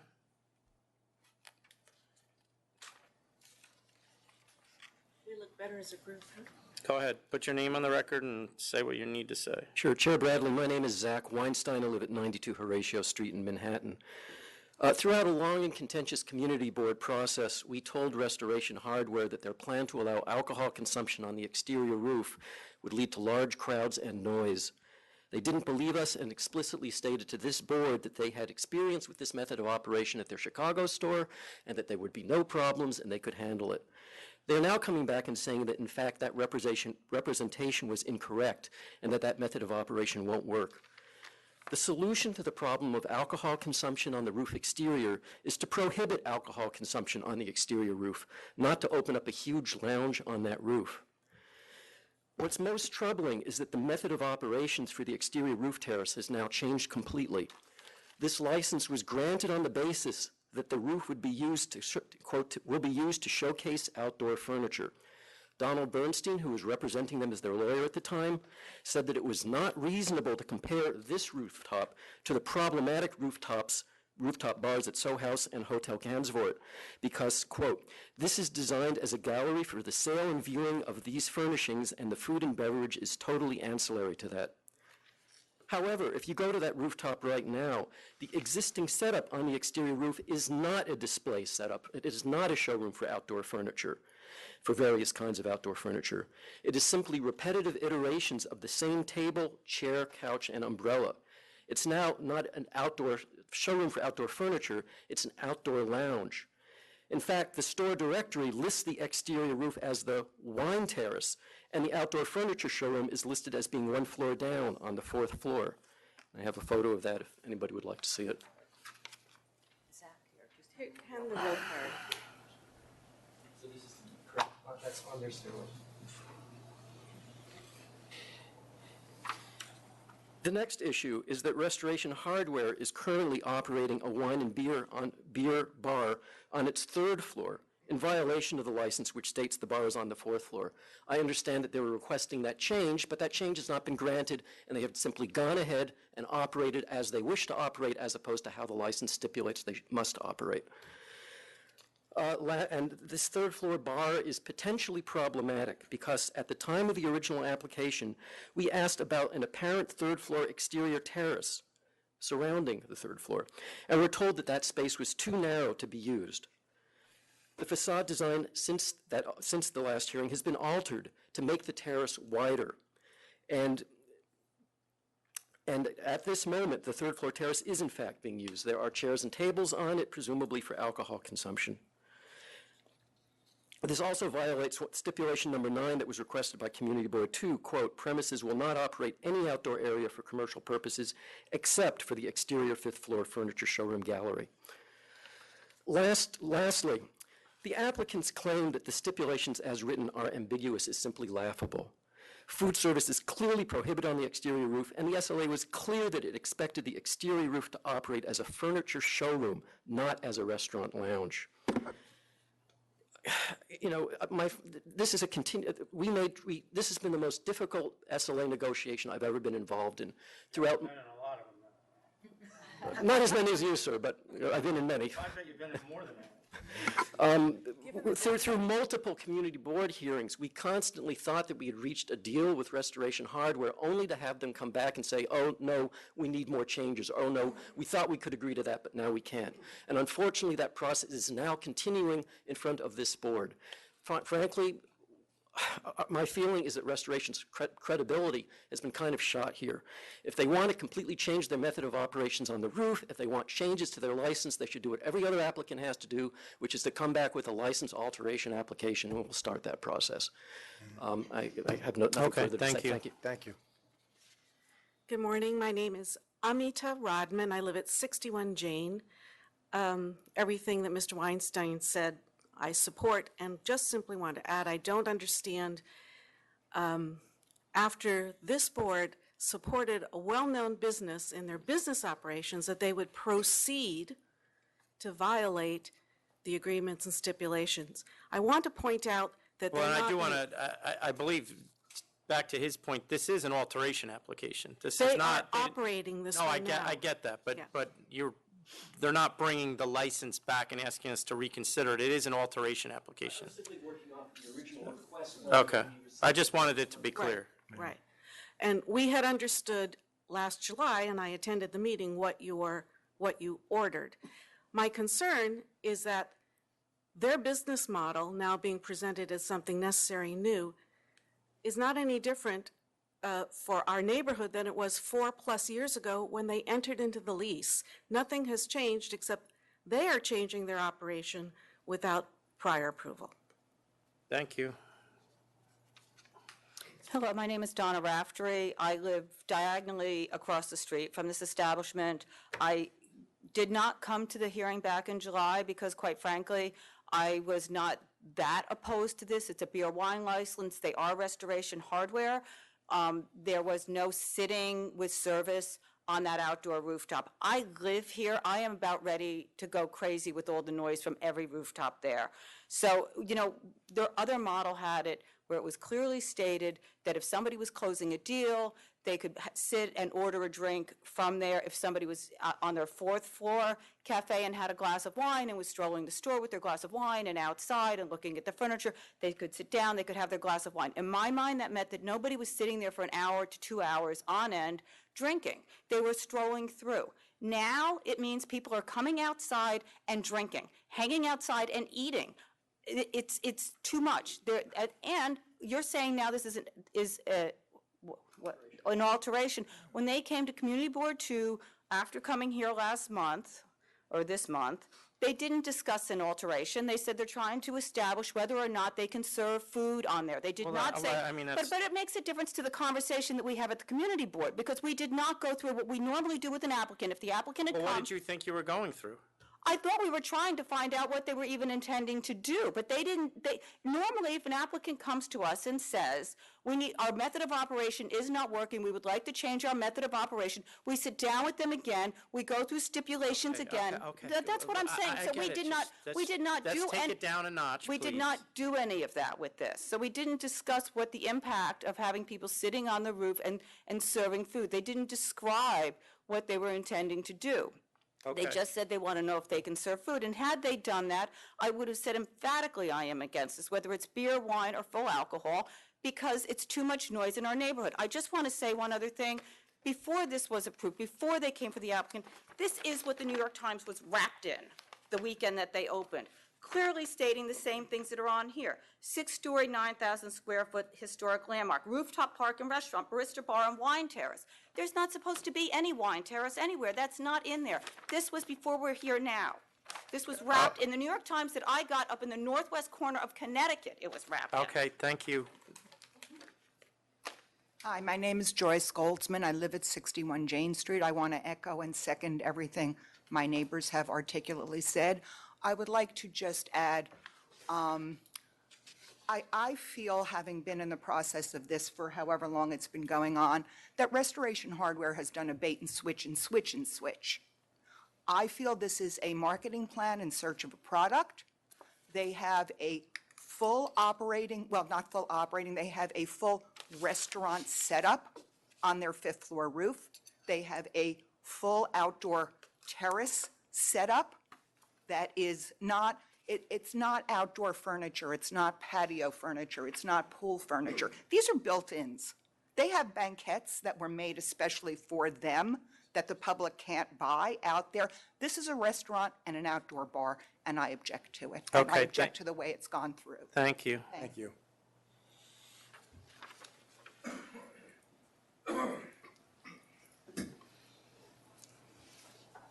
So before we start, are you serving dinner now? No. Are you serving food? Serving dinner inside where we're Serving allowed to. food now? In the outside part? Yeah. No. No plates, no forks, no knives, no hors d'oeuvres, no nothing? Correct. Are you serving outside on the 3rd floor? No, the 3rd floor outdoor terrace area is not even part of the application because there's absolutely no alcohol allowed out there. Why and do they there's no think you're service out there. serving drinks out there? Probably because when we had the opening party, which was done by way of special event permit or catering permit for the event, we did have that activated, and we also had a DJ, which won't be there on normal occasion, but that was pursuant to the special event permit or the catering permit that I believe Donald's office filed. Okay. And who is this? You can introduce yourself. Daniel Orson. I'm the founding director of hospitality for the company. Along with our president, I work to oversee the national rollout of the businesses. So you work for Restoration Hardware? He runs the F&B for all these gallery spaces throughout the country. I see. And where are you based? Washington, D.C., but as we've opened this, currently in New York. I see. And how much longer are you here? On and off until we get the business open. I'm actually looking to relocate in January. Here to New York? To New York, correct. And how many different buildings have F&B? 5. 5 Restoration Hardwares have this? Open our In the country. Yes, yes. We open our 6th on Friday in Yountville, which is why our president and chief real estate officer, who were here at the last hearing, couldn't make it. Okay.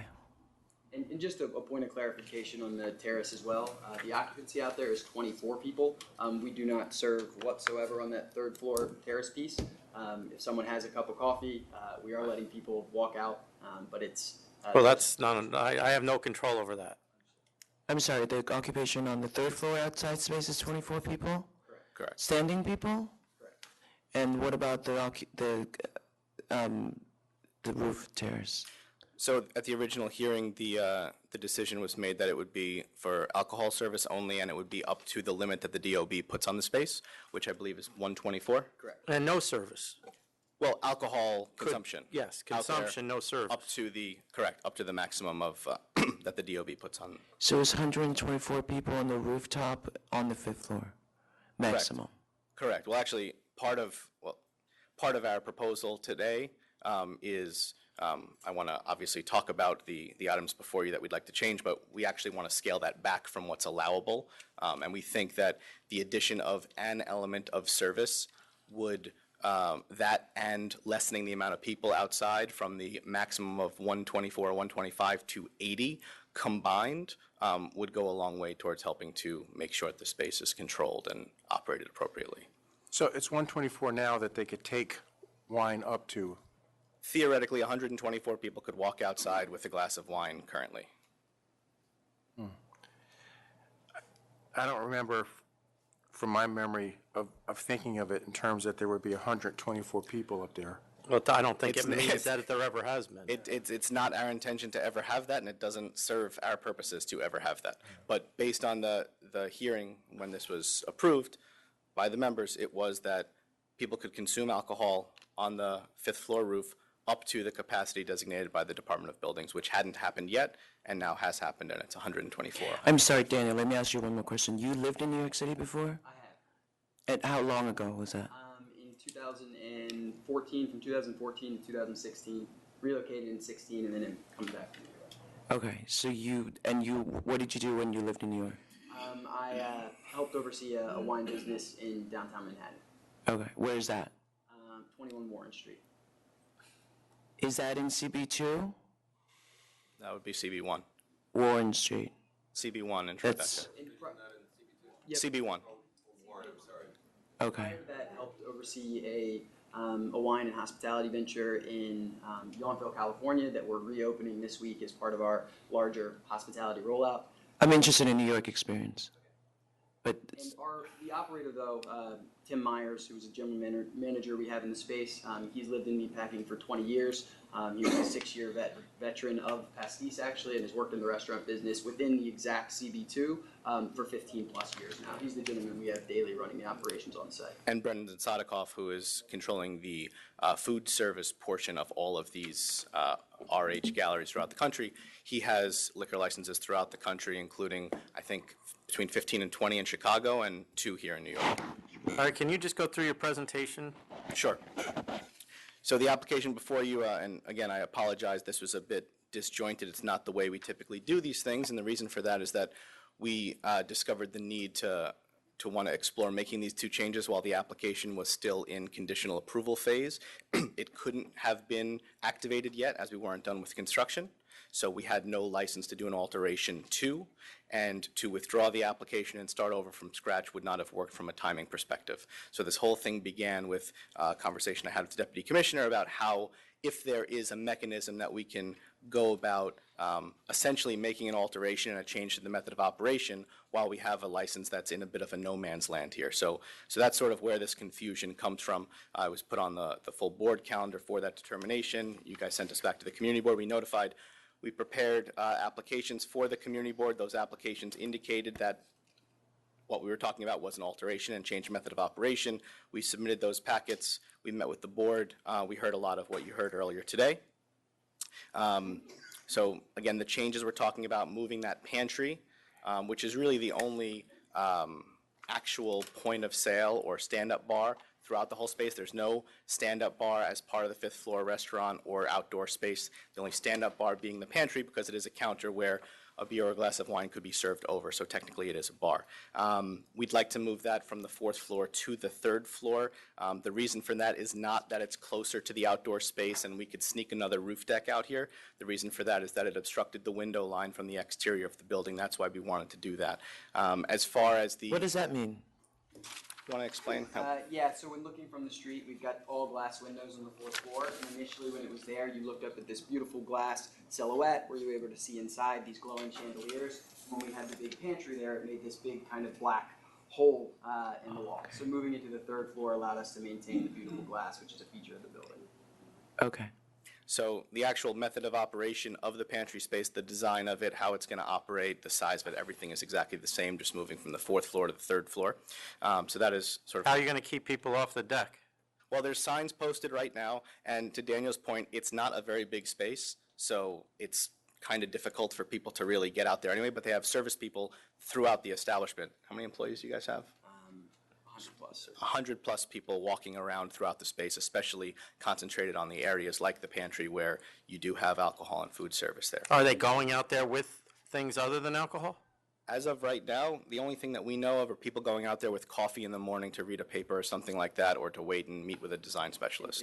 It's also important to know in that area, and we've actually reduced the number of seats that we've got on that 3rd floor. We too were learning throughout this process, and I want to say we initially had 24 seats. We've cut that down just because within the space it was too cluttered, and the objective wasn't to have a lot of people sitting there drinking, coffee and eating. The objective was to create a safe space that accentuated the larger building. And what time is that open till? Well, right now, the way the things stand are that the store itself can be open to as late as 10 p.m. 7 days. The outdoor space on the 5th floor. I'm just talking about the 3rd floor. And currently we are, the business is, or the gallery is closing at 8 p.m. currently. So But what time is that deck on the 3rd floor closed? Is that open until 10 p.m.? It closes with the gallery. Okay. And we're closing the gallery right now at 8 p.m. Okay. And if I could, as we continue this conversation, hand out a few just handouts for you guys to take a look at the space. I don't know if you guys have been there yet, but No. this, You think that they pay me enough to buy restoration hardware? just so you guys understand, this isn't a scenario where it's just your run-of-the-mill furniture store and people are running around with drinks. And Are you getting going to drunk. continue to close at 8? Right now, yes. Why? We look at the F&B as it enhances the larger gallery experience. So our gallery shopping hours after 8 o'clock around the country have decreased significantly. So in New York, we want to maintain what works around the country. We may extend to 9 o'clock. Our license permits to go later than that, but we don't intend to do it if it doesn't accelerate the larger gallery business. Okay.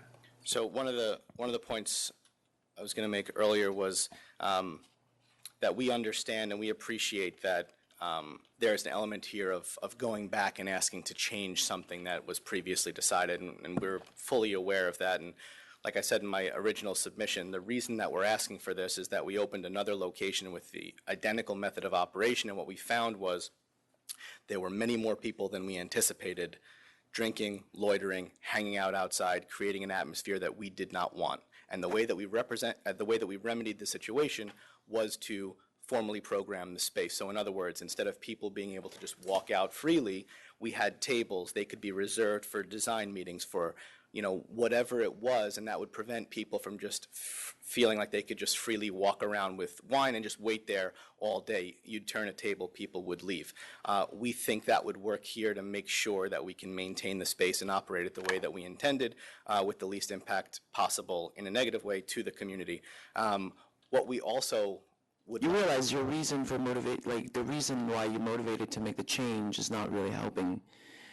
Because you're saying that you have trouble with loitering and bodies that you won't want there, which is exactly what the community is talking about.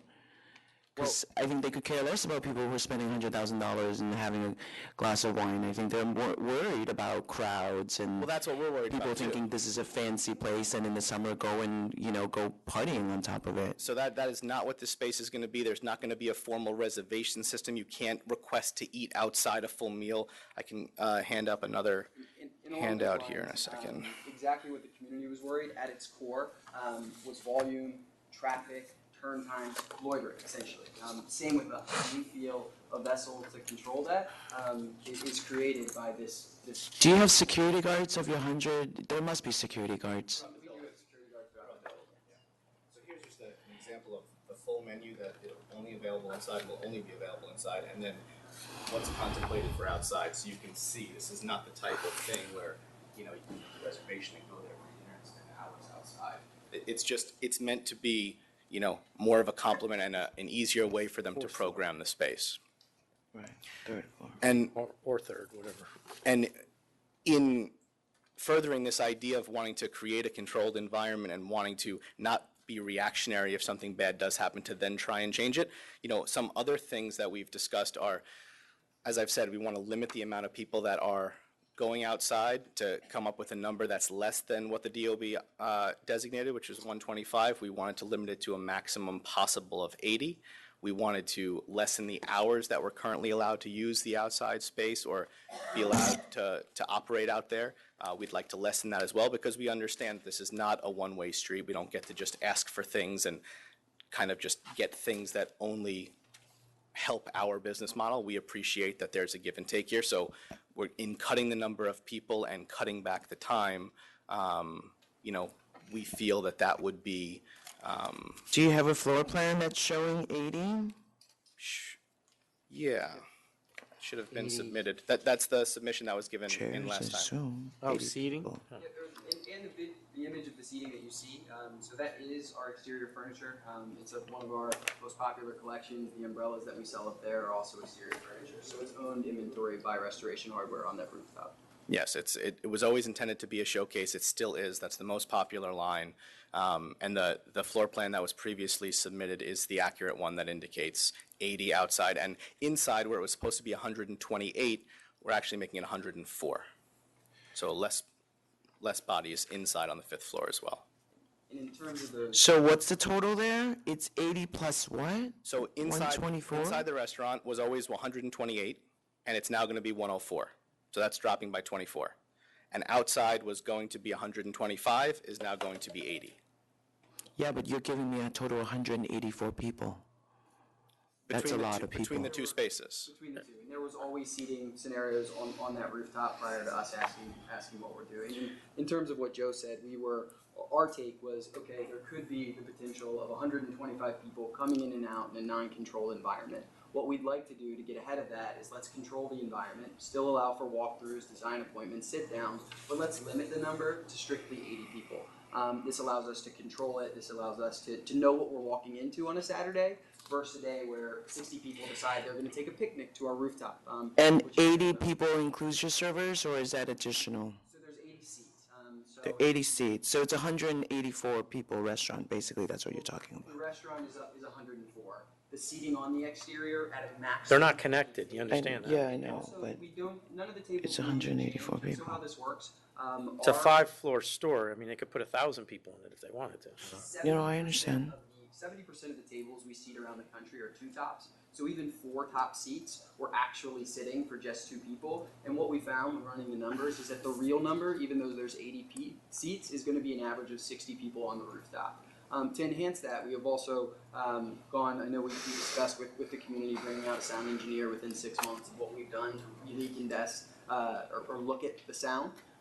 When we waited for them to conduct their full hearing, knew we were coming back in front of you, we brought the sound engineer back out. Members of the community joined us for that sound consultation. I know it's been provided to you, but the overall sound impact of the number that we're talking about is still well within the decibel limit that we all had thought reasonable. I read your Acoustalog report that you submitted. Is there plans for there to be maybe some type of sound baffling around the roof? Well, members of the community were surprised too. I know they initially thought we were going to have speakers on the rooftop. Yeah. All of the speakers are built within the banquettes, so the sound is much more controlled. I believe it is as soundproofed as a rooftop can possibly be, and the sound test supports that. Right. And there's foliage, there's umbrellas, there's stuff. I'm asking about containment. Like plexiglass, something around the roof, which we've required in some other rooftop installations that we've done. We required that to be part of the design. There's no. Currently, because we live within the sound study Yeah. that was agreed on by both sides, we don't have those in the plans. But, like I said, there is foliage, there are umbrellas, speakers are within the banquettes and stuff, the sound's baffled, and as you can see from the sound report, And like we said, we did come back looking at this as a two-way street. It's our belief that we can be looked at as like the next generation of meatpack rooftop experiences, and that hopefully working with the community will get to a point where it's just a lovely, controlled experience. and for what it's worth, as a general rule throughout the Restoration Hardware galleries that are already open throughout the country, the F&B component is less than 10% of the revenue of the store. This is a furniture store. It's a high-end home furnishing store, and that's the intention of the store. This is an amenity to the guests who come and spend a lot of money.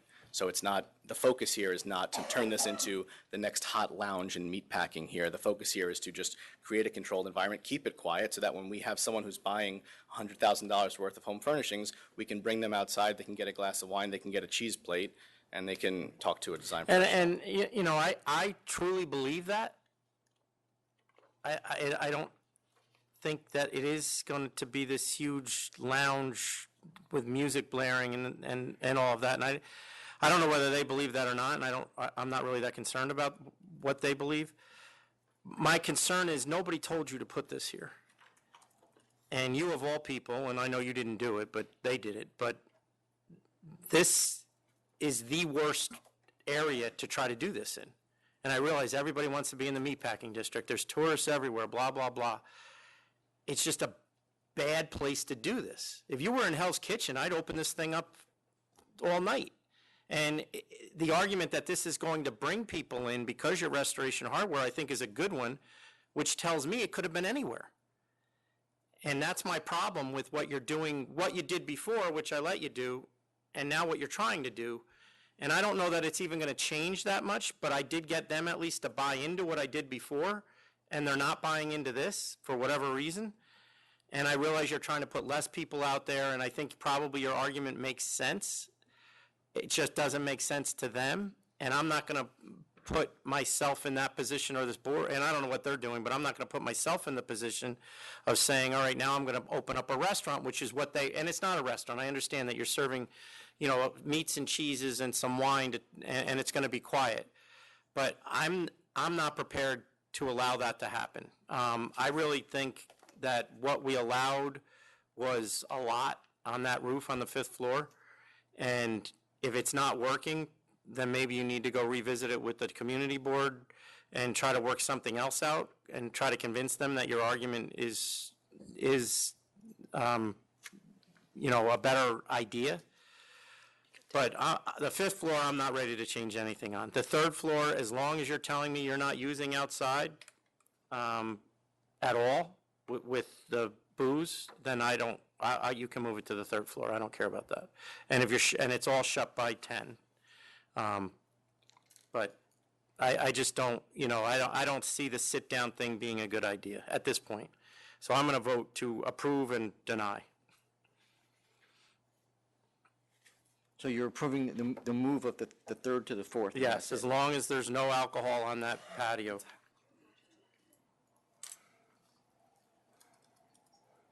Move to the 3rd, is that what it is? To the 3rd, yeah. 4-3. So I would encourage you to just go back and talk to the members of the community board. I mean, if they didn't know this was an alteration, maybe there's one more chance to really get them to buy in. I think that they come with, hard feelings. I think they're not happy that you're sort of, bait and switch and switch and switch, and then I think you want to start off on the right foot here, because you're going to be there for a long time, and so are they. So, well, they started a long time ago. Yeah, well, they're all going to be here, and there are 5 of them that are here, which means this is a big deal to them, and so I hate to say it, you have to get them to buy in, and I'll Well, go in with this, the 4 to in this 3. neighborhood, I think she makes a good point. In this neighborhood, because of what's happened there in the last 10 years, and everybody wants to be outside for whatever reason. I hate the places, but they all want to open them. And it does create ambient noise. Chairman, you know I live right by there. Well, you must be going nuts. I did not know that. Well, do you go to the rooftops? I'm not going to say yes or no now. But I will approve the 4th floor to 3rd floor because I understand that. But the restaurant, I think you guys have to talk to them. I mean, you guys are a public company. You know how to. You should be playing the game by the rules, really. I mean, this bait and switch and this, you're presumptuous in putting up signs that say. I mean, it's just piss people off. Like that's not how you do things. And then you saw what happened here. You put the signs up, and they're coming telling me that you're serving there already, which I believe, Mr. Levy, that you're not. But that was the assumption, and nobody went and checked. Can I actually show a picture as well, now that we're trading Yes. photos?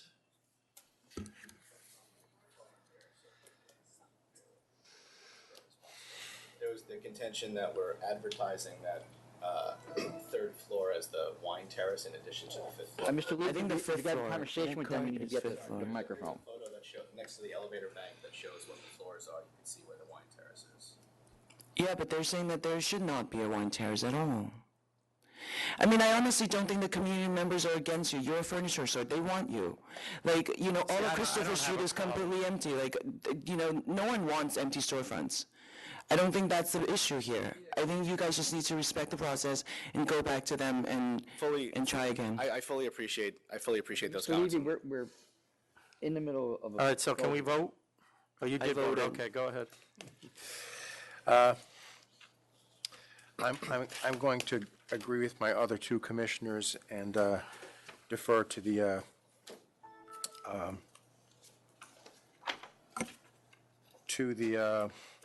request of the community board. I think you need to go back to and straighten things out with them. I don't believe that they want an eyesore abandoned building in their neighborhood either. But I just think because of the sensitivities of this particular area, we just need to, work this out. And I think you can. So that's what we're going to send you back, I guess. No, we're not. No, we're not sending No, it back. this application is, I'm granting it and denying part of it. She granted it and denied part of it. What are you doing? Well, I'm doing the same thing. I'm granting the Okay. move. Which is the alterations being approved, the Yes. method of office being denied. Yes. And can I just make Metaphorically one not. final statement for the record Yes. on this? And that is that, again, because of the clumsy way that this started with the being in a unique position of having a license that has been conditionally approved, not an active license that we could do an alteration to follow the normal channels for, I appreciate that that was confusing and that the community felt as if we tried to go around them to do that. At the community board meeting, I expressly apologized for the fact that it felt that way and tried to explain why I did it that way. And I think people know me well enough to know it's not my MO to do things that way.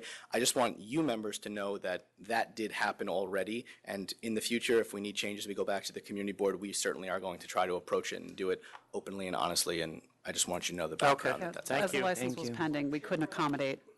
Do you want this back? Third floor terrace, are you stipulating that there is no alcohol consumption on that terrace, or just stipulating that there will be no alcohol service on the terrace? No, I'm saying there's no alcohol on the terrace, but they can, whatever else they serve out there, they're allowed to do. They cannot take clients cannot take Correct, alcohol. correct. I hope to get some clarification on something that's still an outstanding issue, which is where are people buying a glass of wine that is coming to the roof? Just so that we don't. There's only have one an place issue. to buy it. Okay, so that it's clear that people are buying it at the third floor Yes. and bringing it up. Yes. And just so that's everybody. Well, no, I mean, I'm just- arguably, I don't care what they do inside, as long as they're getting it from, as long as the alcohol's coming from the bar, they can have waiters, they cannot have waiters outside. And that's, So if someone's taking stuff outside their hand, it's in their hand when they walk out there. and we came back to this board to, we were initially, when we came back, service, we said what we wouldn't agree to was that we would never say service wasn't going to take place on the rooftop, which is one of the reasons we didn't meet an initial agreement with the community board. When we came back, it stated that service was allowed on that exterior rooftop for wine, not food. No, I don't believe that was what we said. I'll have to go back and look, but I don't think that's what we approved. They were allowed to drink it out there, they were not allowed to be served out there. There was an accommodation that there was if there were a rare exception that could occur, but the specific point is that there was not regular service, and so. That would be the TPA that he had, the temporary catering thing. Our scenario is that if somebody was outside and they were sitting on that rooftop, that we wanted to be able to bring them a glass of wine, that we weren't going to say, no, you need to walk down to the third floor, grab your glass of wine and come up. Ma'am, can you please sit down? And that was our entire organization's understanding, that when we came back, that service for that exterior rooftop was allowed. I don't believe that was what was on the video. Do you guys? Well, you weren't here, do you? I'll have to go look and we will send you from that, You- when I put all the conditions on. If there was a rare exception, if Talk over somebody me. was one of their big clients, the $100,000 purchase client, that, Mr. Bernstein said, hey, we don't want to ever be precluded from working with this type of client, but the issue was people who just are up there. That was the discussion that happened. So that, I mean, then I'll go back and check, and if he's inconsistent, I think I probably would have said okay to that, but I wouldn't, I know I did not say you could serve out there. The quote is in our resolution that Yeah. we submitted to you, actually, that was described. And that was the point, was that there were not going to be people loitering out there. But they weren't going to be And sitting. the What I reason had that- at the time, one second, finally, was that they may serve alcohol to the patrons outside, but they are not to be at tables. There was no table, they were able to walk around, they weren't able to be But seated. I think what Mr. Booth is saying is what we agreed to was that on the rare occasions. So you can't do general service out there, if that's what you're asking. They should be, the majority of the people should be walking out to get it. That's the point of having a stand-up cafe. They go, when they're done, they want more, they go get it themselves. All right. Next item is 1872, Vin Family, Inc.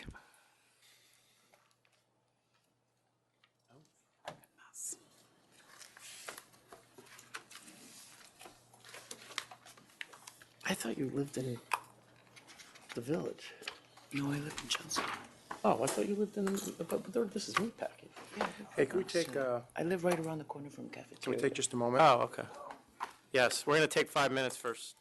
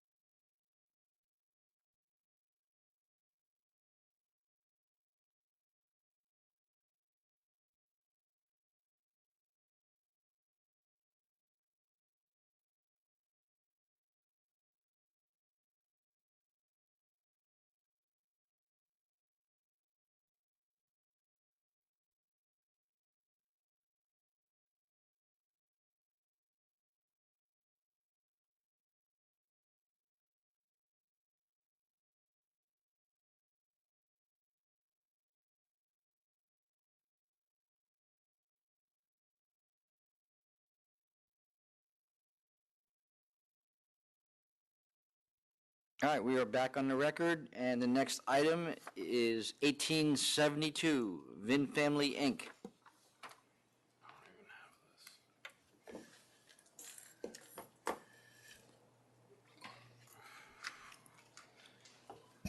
Joseph Levy here on behalf of Vin Family Inc. I have with me the sole principal and the manager of the proposed location. This was a request for reconsideration that was on the calendar at the last hearing. And I think we all had agreed to reconsider, but we did not hear from the opposition, so we'll do that Correct. now. Thank you.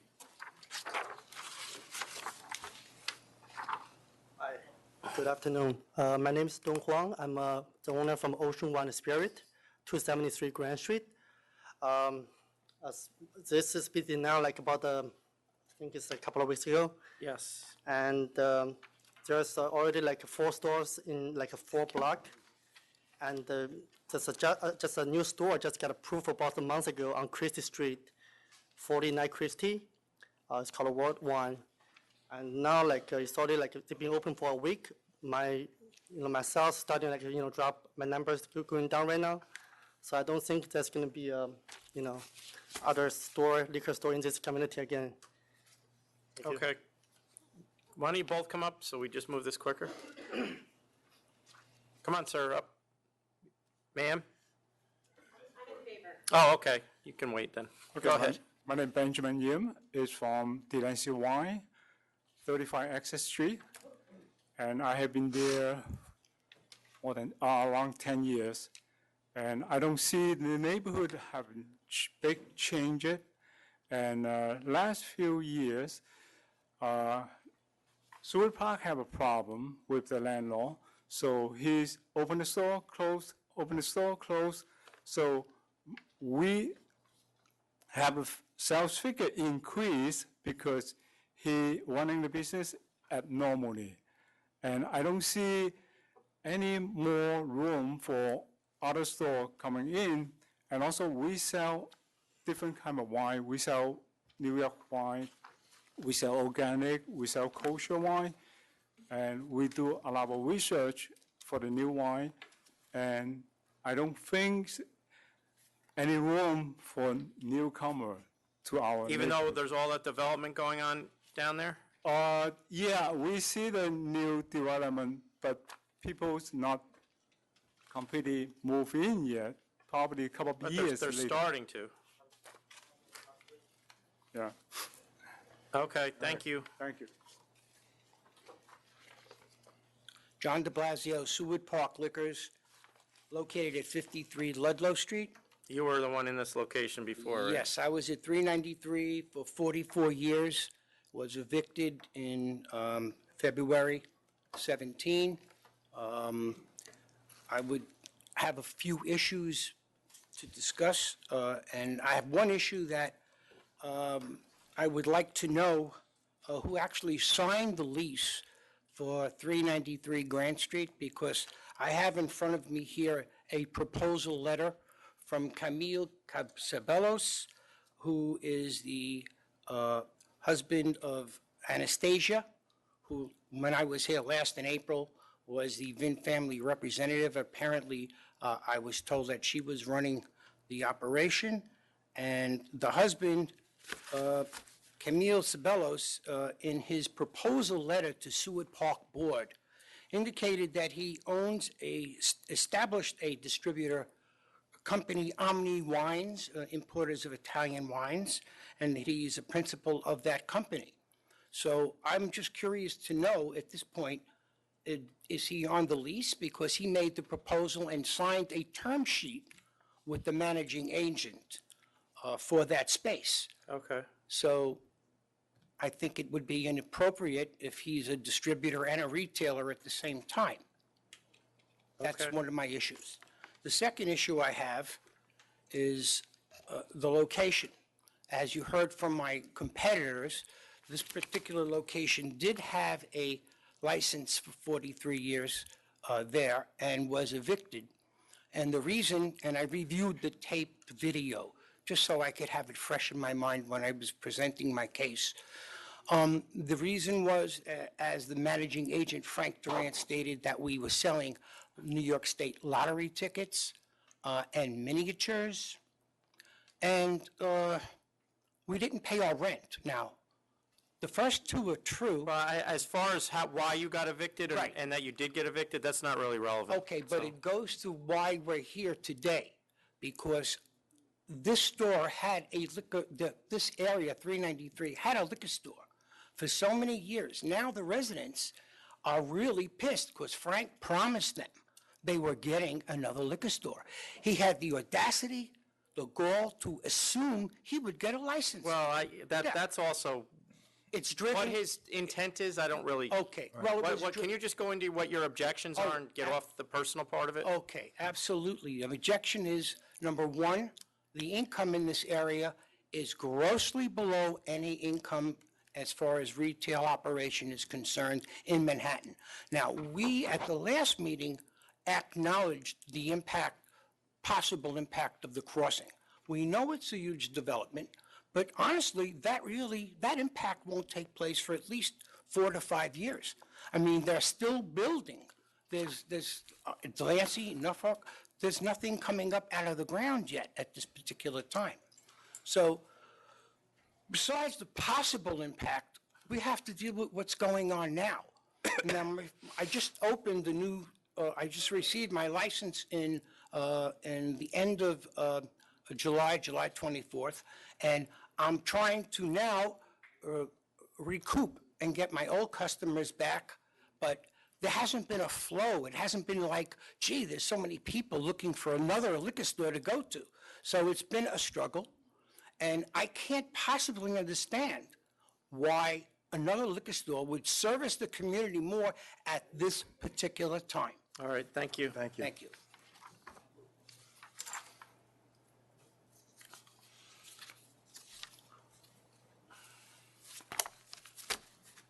Before I begin, if you'd like to hear from the member of the public who's here to speak on support, we can do that first. Do you want me to? It doesn't make a difference to Your me. show. Sure. She's here, might as well, right? I'm just wondering if you know what she's going to say. More or less. Mr. Chairman and members of the authority, thank you for this opportunity to speak. My name is Erica Coleman. I'm a 20-plus year resident of this area of Grand Street. I'm also a veteran of the hospitality industry for over 26 years, and I'm here to speak in favor of Vin Family's application for a license at 393 Grand Street. As a longtime resident, I have patronized all of the retail establishments that are accessible to me in my neighborhood, including the one that previously occupied this space.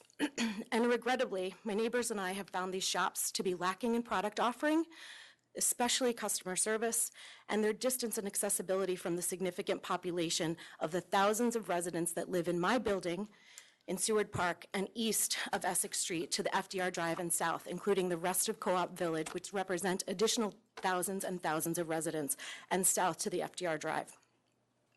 I feel strongly that Vin Family will bring a unique and neighborhood-friendly offering where I'll feel safe and have the opportunity to engage with educated sommeliers and staff and offer products that I and my neighbors will be willing to buy. I'm excited to welcome this establishment. I'm here to speak in favor of them. I think that this is a much-needed retail establishment and amenity, and I plan to patronize it frequently, and I hope that you will heavily consider and weigh this support in favor. Thank you. Are you friends with them? No. I live in the building. I've lived here for 20-plus years. My husband has lived in the neighborhood for 30 years. We've desperately wanted something that will meet our needs, and unfortunately, there's not.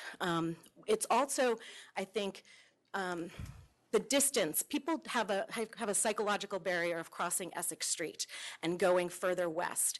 And this community, which includes a lot of elderly residents and residents that really do want to patronize establishments that are right downstairs and next to their door, are looking for something that's worthy of them spending their dollars at. And we just haven't had that yet in the community. Okay, thank you. Thank you.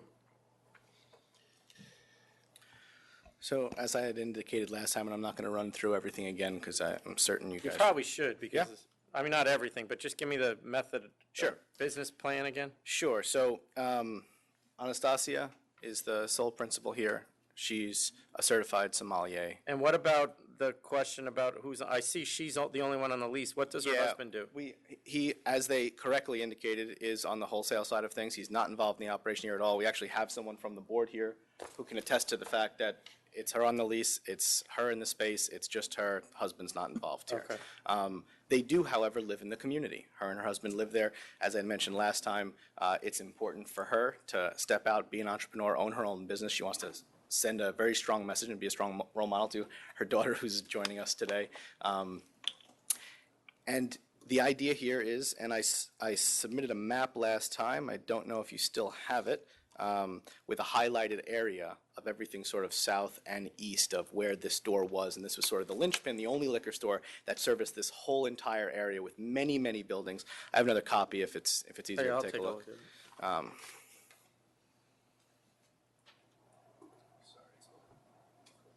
That highlighted area, there are no liquor stores or wine stores in that space.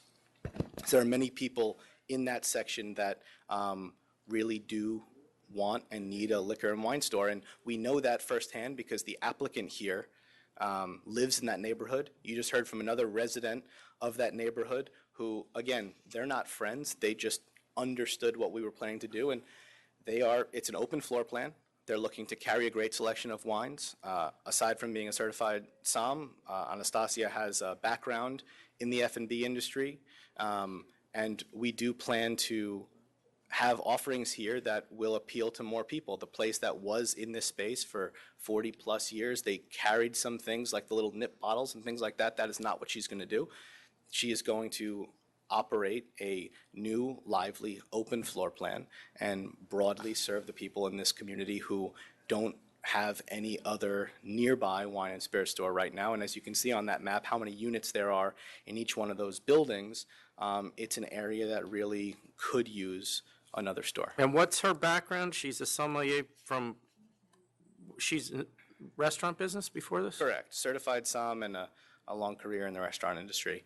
And here in New York? Correct. And we have a manager of the store here as well who can speak to the types of products we're going to be carrying more specifically if you had those types of questions. I don't know. You guys? No. Okay. And then, again, just one more point before you vote. Do you recall the history here that I went over last time as to how they had an application that was submitted that was disapproved based on disciplinaries that were accrued by the person who was in the space before they moved, and that kind of started this whole thing? No. So they had an application pending for a new liquor store in this space where the previous tenant who had overstayed his lease was continuing to stay. Right. They put in an application. He had a violation, I believe it was for underage sales, which forced this application to get disapproved. Well, he was still there, though. He was trying to remove his store, It was his correct? violation. Yeah, but he was trying to remove to the general area. Correct, but Yeah. because the address, their application that was in at the time was kicked back. Right. By the You time- weren't on it then, though? Correct. By the time that they refiled, it was on the same calendar as the removal. So the decision before the board was, do we grant the removal or do we grant the replacement license? And We granted the removal. correct, you granted the removal, and I believe you guys saw a letter from the board indicating a lot of that history that was submitted before the last full board meeting. So these stores are meaningless. Can I have a moment with the And that's council, difficult please? to get off.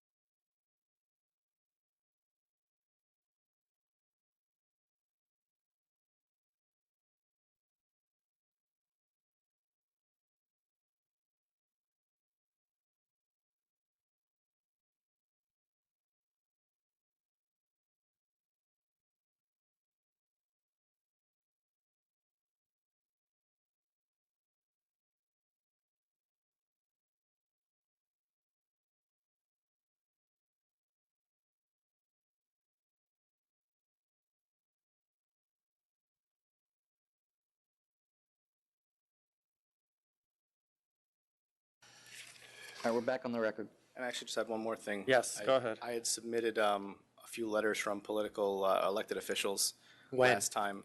Last time? To you, last time at the hearing. I have copies here again today if you're interested. If you submitted them, they have. Yeah, but I'd like to see them because I don't know if I kept them. Oh, I do have them from the council member, okay. Margaret Yes. Chin, Daisy Pies, and Yep, and I do have your map, too. Uline New, Assembly Member. All right, any questions,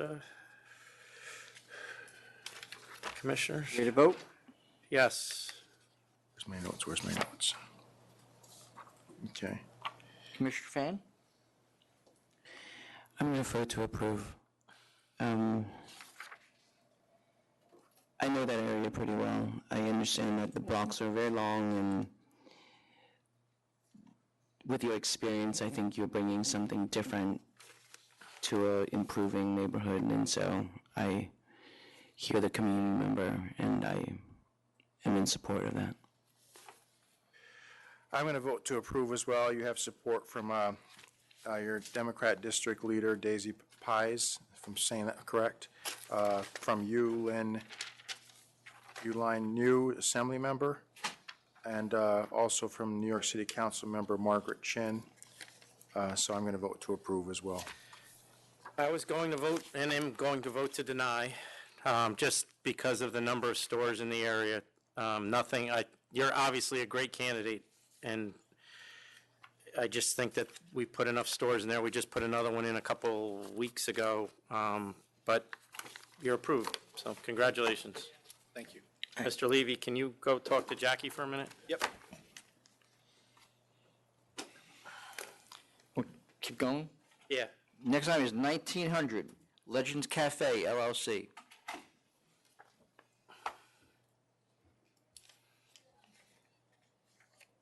Good afternoon. My name is Avi Navat. I don't actually represent Legends Cafe. I'm here on behalf of the owner, the Lauren Corporation.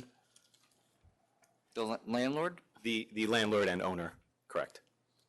Of the building. Of the building. So, sustain 1, 2, 3, 4, 5, 6, 7, dismiss 8, sustain 9, dismiss 10, 11, sustain 12, sustain 13, sustain 14, sustain 15, dismiss 16 and 17, sustain 18, 19, 20, dismiss 21, sustain 22, dismiss 23 and 24, and sustain the rest of the charges. And you're here because you don't want me to prescribe this. That's correct. Can you explain why? Because I was going to. Yes. And tell me why they let this go on and didn't do anything. Well, the owner actually, he purchased the property, and I have with me, we emailed on Monday some late submissions here. I don't know. No, but when did he purchase it? Oh, I'm sorry. He purchased it in 2015. When he purchased it, I believe there was another tenant there, Temptations, that was supposed to be given to him vacant. He 2015? 2015, yes. All these charges are 2017 and 2018. Correct. I was just trying to give background on how it started with the problems here, the bad acts. So he was supposed to receive the property vacant. At the time, he went through a civil action to force whoever was in there out, and then he hired a broker to find this new tenant, which was Legends Cafe. It wasn't until things started to go downhill that he reached out and tried to figure out how to resolve the situation. He filed a cause of action. That's what my paperwork here has, is showing the eviction process. On what date? The eviction process was filed, let's see here. Well, there's notices going back to March and April of 2018, but it wasn't actually filed because of notice requirements and other delays until May 15, 2018. So immediately upon finding out what occurred at the property, he took as quick action to try and get rid of the tenant. He's also suing for non-payment and possession of the property. So he's right now, as it stands, there is no operation at the property. They're just waiting to resolve the entire eviction process to remove them. The owner has assured me and that he is looking for a reputable restaurant to relet the property to, not some one-off business or someone who hasn't have any experience. They're looking for someone that has either a chain or a group of businesses that would be suitable for this property and location. All right. This place had a summary suspension before. Did he own it then? He did. I believe that was your special meeting back in January of this year, when the summary suspension occurred. No, that was this one. That was for this one. I'm yeah. sorry. Previously, you're saying the previous owner was summarily suspended? The previous establishment I believe, even had a prescription. This location is not, this is not the first time. What year was that? That's 2011 to 13. So it is before. No, he did not own it until 2015. I'm sorry. I'm just saying the location itself. We did not, the board did not, they just Is that just revoked? Well, I mean. But that was 2013. You said you sent this paperwork in? Yes, this was emailed on Monday. Where? I'm not sure exactly. Mr. Buckley spoke with Mr. Marks at the Marks Law Firm. They also spoke yesterday, and they said that just bring it. Because I understand. there's a Friday deadline, but that's Right. council's office, so they don't have any of that. Right, which is why I brought printed copies for everyone in case they wanted. I mean, I'll note this. I'll defer on the question of prescription, but obviously council's office would be looking for a verification bond claim, a name stop, and a location stop, because this is not the first time we've had an issue at this exact address. And considering the conduct that we have here, there's very little question that if we have to, if this place is going to be licensed again, it definitely should be at the full board. Oh, no, well, it comes automatically. Yeah. That would be expected, yeah. All right. We ready to vote? Yep. We're on agreement as far as the charges being sustained and dismissed, right? We're just going to move to the penalty? Yes. Yeah, you missed that, but all of that. Commissioner Fan? Or you want?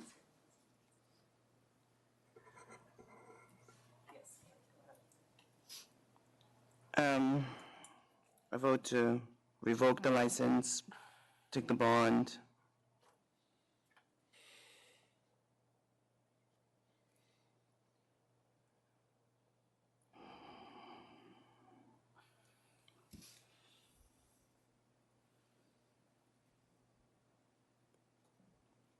All right, we'll set Commissioner Ford?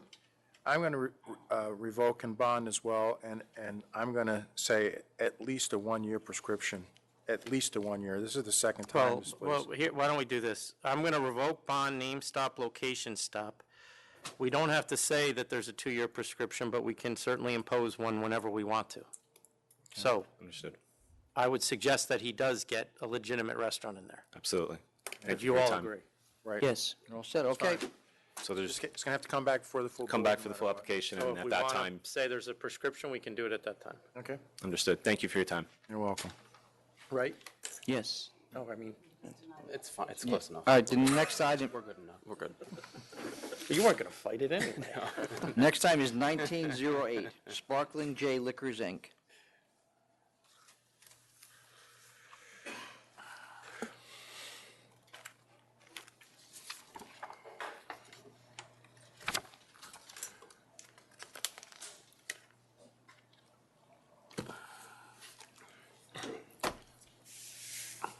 Hi, my name is Manuel Gonzalez. I'm the consultant, and I'm representing Sparkling J Liquors, Inc.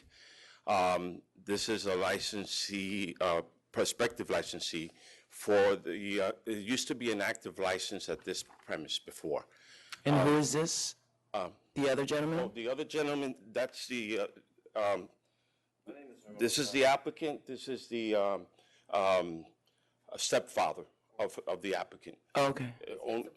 To support. Okay. And, You're going to work there or no? Huh? Yes. You are going to work there as well? Right on the side, yes. Okay. So he would be like, she doesn't have any experience in the liquor Does he? industry. He does. He is Where? a manager of a bar. Of a bar? Why did she want to get in the liquor business? You know, I know her mother is also. Can she tell me? Oh, okay, go ahead. Sorry.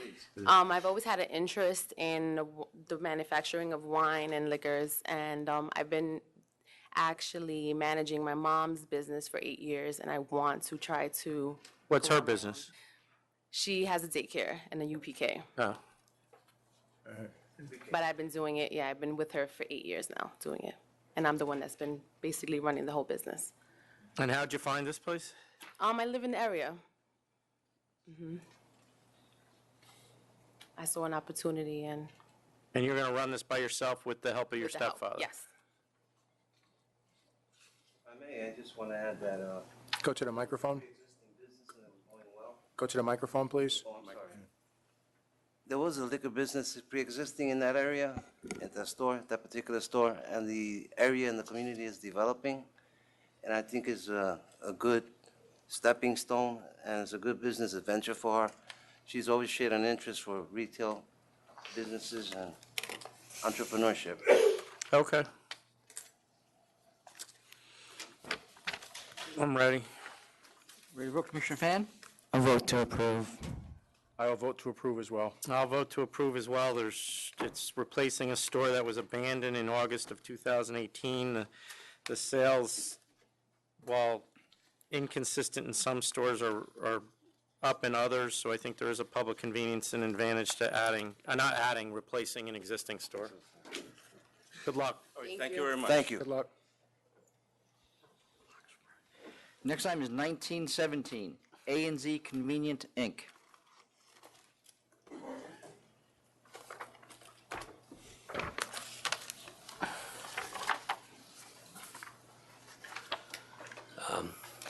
Hi, my name is Jay Yu. I'm a representative. Mr. Tyre is the president of the corporation, and Mr. Sahid is the translator. We applied for the grocery beer and wine license at the location, but I believe there are 2 disapprovals of the previous applicant. And I believe the seller, he applied a grocery beer license in May 27, 2018, and was disapproved because one of the corporate officer worked for the New York City Police Department. And also, he filed a second application in November 3rd, and that was disapproved because on the picture shows that the beer is on the refrigerator. I spoke to the seller, and he told me that the application. Do you represent those people? At the time, he came to me to help after he got disapproval, and then I actually turned him down. I didn't take the case because I really didn't know the stories. So you're not the one who said that they mixed up the photographs? Actually, his accountant, he's a Mr. Uzerman, who filed the applications. Okay. And I believe he didn't. Can we get on to the application? And what, does he know the guys that he bought the store from? He worked there for 2 years. He must know them, right? Yes. And he came to the United States around that time, and that was the first the job, and then he continuously worked there for 2 years. When did he buy this place? I believe it's sometime in May this year. Right next to you. Can he tell you? When did you buy? Store I'll translate for Yeah. you. Okay, thank you. Okay, आपने store कब खरीदा था? मैंने खरीदा 14 में 1 जुलाई 2018 में. He says 1st July 2018. What did he pay? How much? आपने कितने पैसे दिए थे? खरीदने Buy करने? 10,000 $10,000. Up front, all at once, or does he owe him? कह रहे हैं कि सब इकट्ठे दिए थे या आहिस्ता आहिस्ता? चेक दिया था. He said he gave the check. Is he selling beer now? आप अभी beer sell कर रहे हैं? नहीं लाइसेंस नहीं. He says he doesn't have a license, so he I doesn't. know that. Good answer.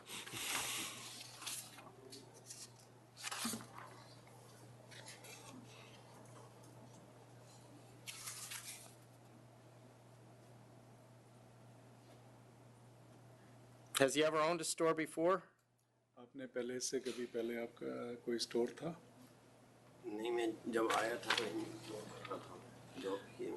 He said he never owned a store before. That was his first store where he worked for, and this is what he got after. Where was did he work in a store in Afghanistan? Is that what? Pakistan. Pakistan? He said, did you work in a store in आप पाकिस्तान में आपने store पे काम किया किसी को? हाँ वो मैंने किया था छोटा छोटा स्टोर था वो Okay. ड्रॉप ग्रोसरी का. Okay. He said yes, he did work in a grocery store in Pakistan. Just he didn't own it, he worked there. आपने वो आपका अपना था या काम? This guy's the best interpreter we've ever had here. फिर मैंने अपना कर दिया. Say that again? काम किया था फिर मैंने अपना. Okay, he said he first worked at a store and then he bought it. Okay. What's he gonna do to make sure that he doesn't sell to underage kids? Okay. आप क्या करोगे छोटे बच्चों को बियर ना cell करने के लिए? आप कैसे करोगे? देने नहीं है किसान से. क्या चीज़? बेर नहीं देनी छोटे बच्चों को. किसान. He says that he won't sell it to anybody, but your question is how will he prevent it, right? आप कैसे रोकोगे इस चीज़ को? आपको कैसे पता चलेगा? देनी नहीं है बेर. नहीं देनी है. जब एक चीज़ बेचेगा. He says that he's not gonna give it to kids. That's what he's saying. Does he know Saeed Khan? आपको सईद खान का पता है? नहीं. No. Not at all. बिल्कुल नहीं पता? No. But his listed email address is Saeed K14. Where do you see that? Personal questionnaire. Did he help him with the application, Mr. Khan? वो कह रहे हैं आपको एप्लीकेशन फिल करने में हेल्प की थी सईद खान ने? नहीं मैंने किसी और से. Go ahead, throw it No, out there, Commissioner. He said no. Did not. Why is the email address listed on the personal questionnaire saeedkhan14@yahoo.com? Can I answer that? No. He can. वो कह रही है कि सईद खान की email क्यों आपके उस पे कागजों पे? He says he did not do it and he doesn't know about it. So his email address is not saeedak14@yahoo.com? वो कह रहे हैं कि आपकी ईमेल है ये saeed14@yahoo.gmail.com. मैं तो Okay. He says no, it's not his. So now you can try to explain, because it is a pretty big screw up if Okay, that's. the reason being, actually, I prepare the applications, and the reason being, when I ask him the email address, he doesn't have any email address. So whose So email is this? I used the email address of, I believe there was a previous owner's email address. So Why you would you do can't. that? Yes. Why would you So- do that? But even better yet, you can Because- ask that because question in a he minute, but doesn't this have- is this Mr. Khan's email address?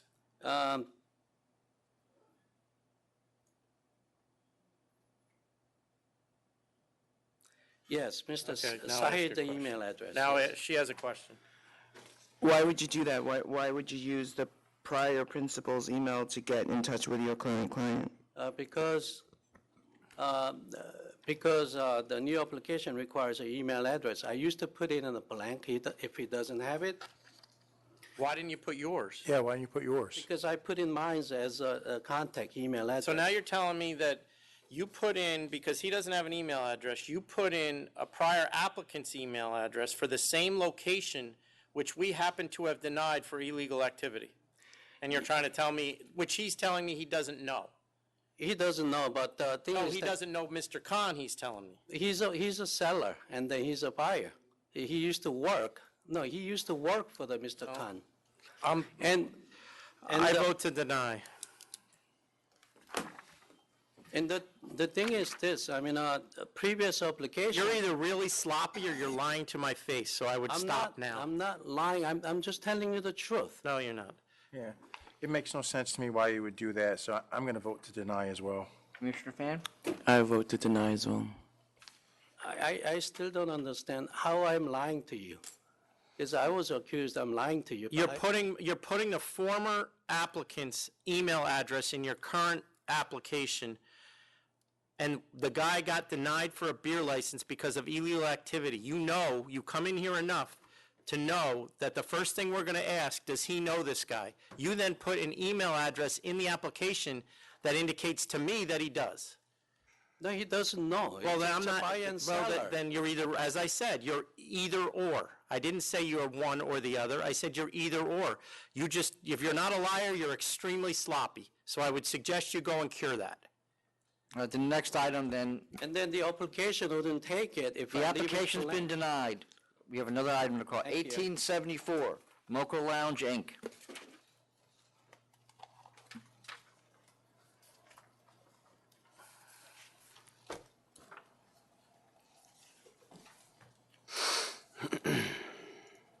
That was a good catch. Thanks. What number was that, Mr.? Good afternoon. 1874, Mocha Lounge, is that it? yes.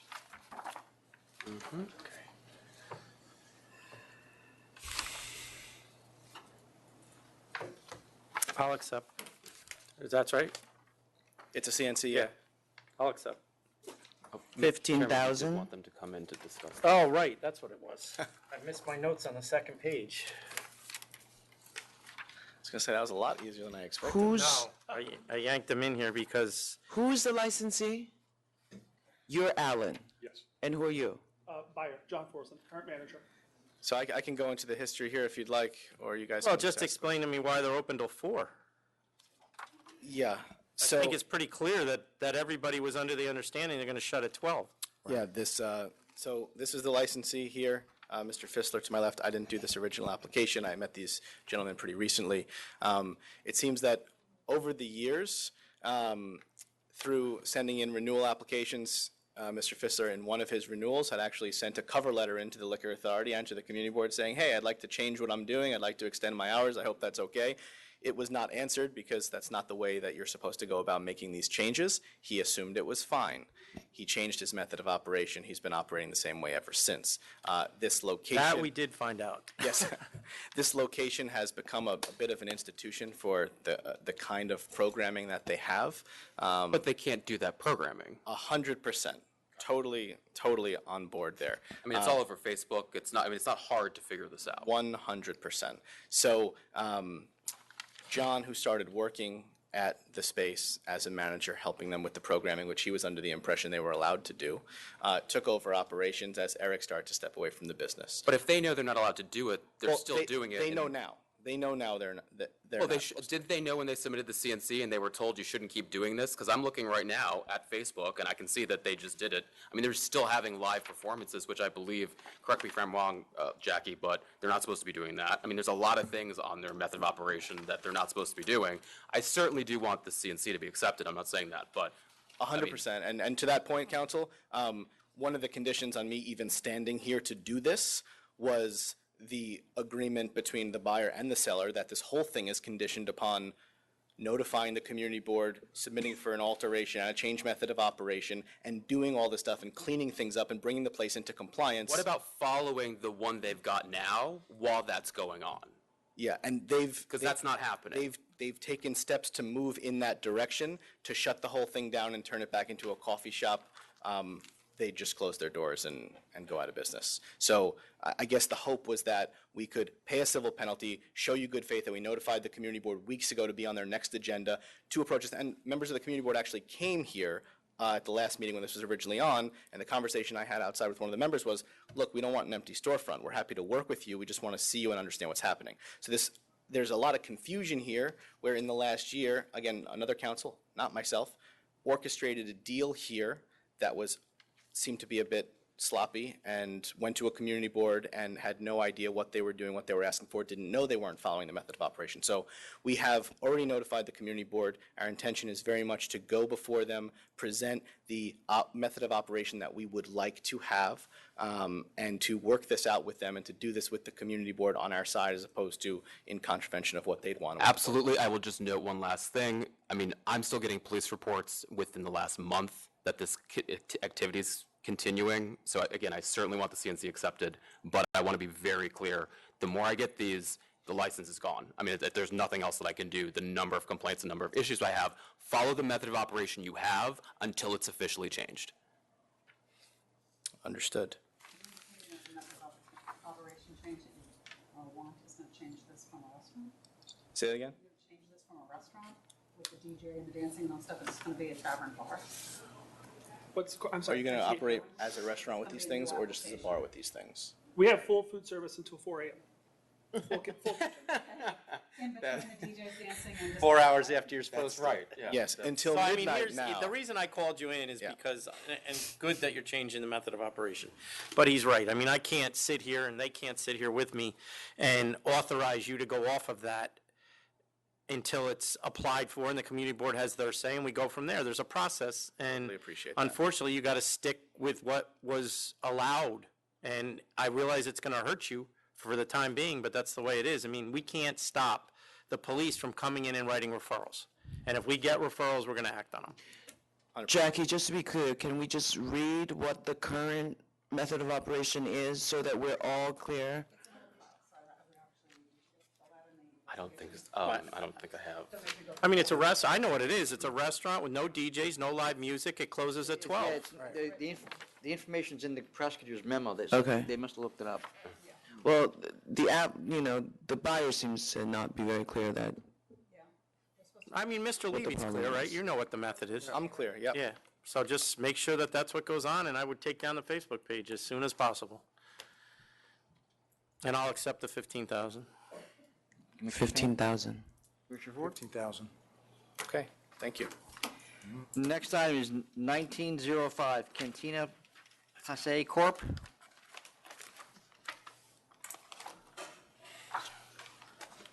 So we're gonna get out of here, man.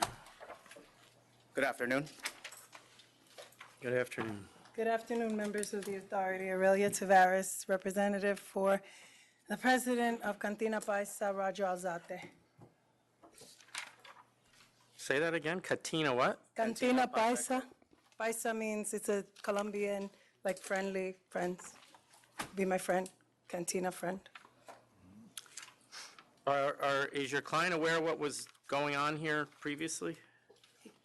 I wasn't aware until I got to the community board meeting, and they told me that there was previous problems with the establishment.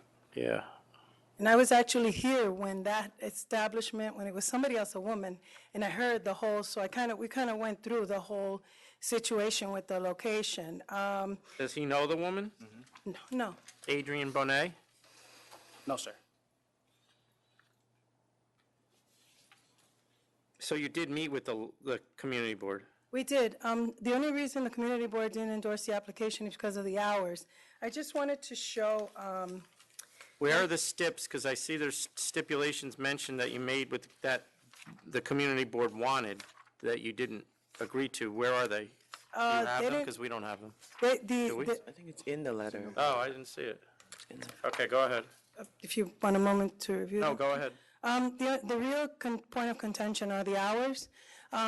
He's willing to close every day, whether at 12 or 1. It's a restaurant, but the only point that we really did not agree on was the hours on Friday, Saturday, Sunday, that he wanted to close at 4, Sunday because there's holidays on Mondays and only on holidays, and then Saturday and Sunday, Friday, Saturday, 4 a.m., and we would have security.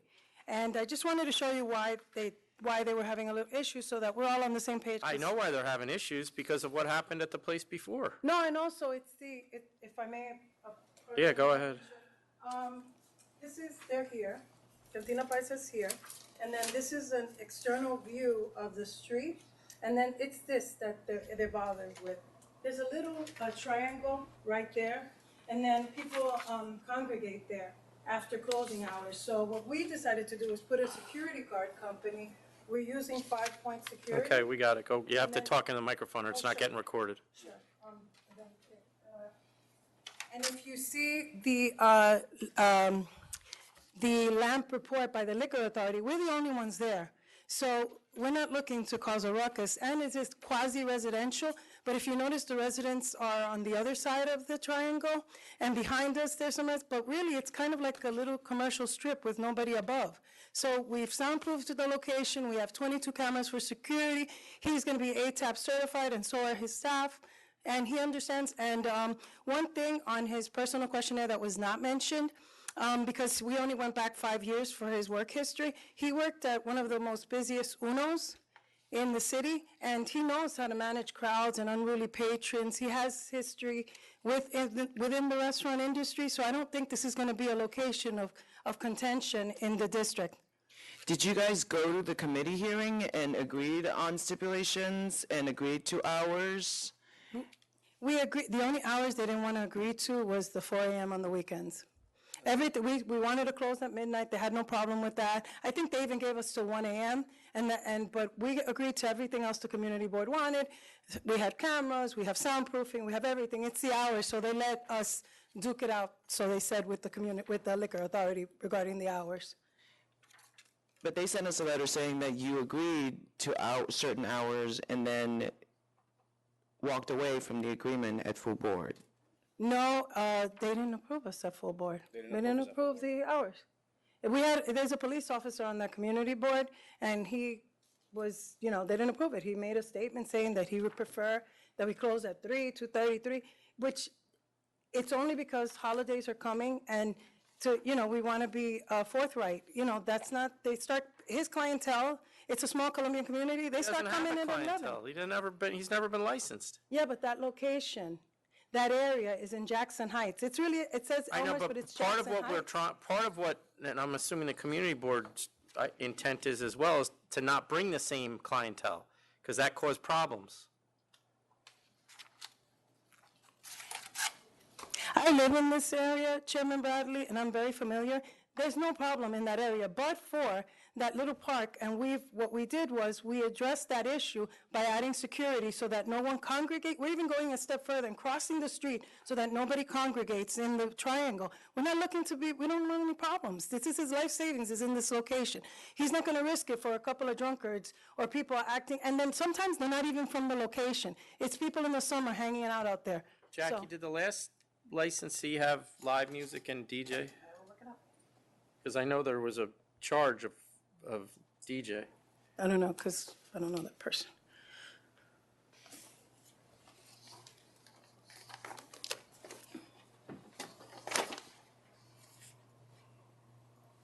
What's the name of let's see what she said. I don't even remember the name of it. Recorded music and jukebox. That was all that was there. Okay. No DJ. No DJ. That was just a problematic licensee. No DJ, no loans. So everything else pretty much seems to be okay. It's just the question of these hours. And the DJ. And the DJ. So They didn't have a problem with the DJ, the community board. They didn't really state. That's why I was asking for stipulations. They didn't No, really. they didn't. We sat there, we actually twice, and we never had an issue with the DJ. They just, it's the hours because they say it's a quasi-residential They ask you to fill out anything? No. No, they just asked us to bring in the certificate of occupancy, the You layout. didn't fill out a community board application or form for them or anything? No? No, we didn't fill it in. Okay. No, I don't think so. No. Any questions? No. We're ready to vote? Yes. Commissioner Fan? I will approve with no DJ, 2 a.m. across the board, security guards. Just a question. Can we because this is a small location and it's a startup, can we do security guards on the weekend, Thursday, Friday, Saturday, so that we don't really, we don't have problems putting a security guard because we don't want to be a problematic location.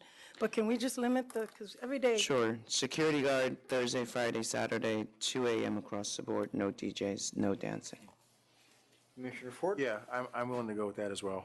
And Chairman Bradley? And no DJ, no dancing, does that mean live music? I just want to specify because we don't want any Because I'm problem. going to add live music to it. I'm going with everything they said, but no live music either. You can do the karaoke. We can do karaoke? Yes. You can do karaoke. Is that okay? You can do an acoustic guitar or something. Because it's not Well, if you do, but when I hear live music, I'm not thinking acoustic. We're not thinking band. No, we're not thinking band. We're thinking mariachi. Oh, so you can Yeah, do mariachi. you can do live music as long as it's acoustic, not amplified music. amplified. No. I'm okay with that. All The right, only then thing is- everything else, no DJ, 2 a.m. across the board, no dancing. And Commissioner Fan, you're okay with those? Yes, I absolutely. didn't change anything. Can we repeat Well, you it? add the live. No dancing, no DJ, acoustic only, 2 a.m. across the board, security guard Thursday, Friday, Saturday. So karaoke, recorded music, right? You're going to get a letter with the limits on it. It'll tell you everything. Okay. Okay. All right. Thank you. Okay, thank you, everyone. I'm on the next one, I think. Here, you want this back? Oh, Next item is 1940, New Pelotas Lounge Corp.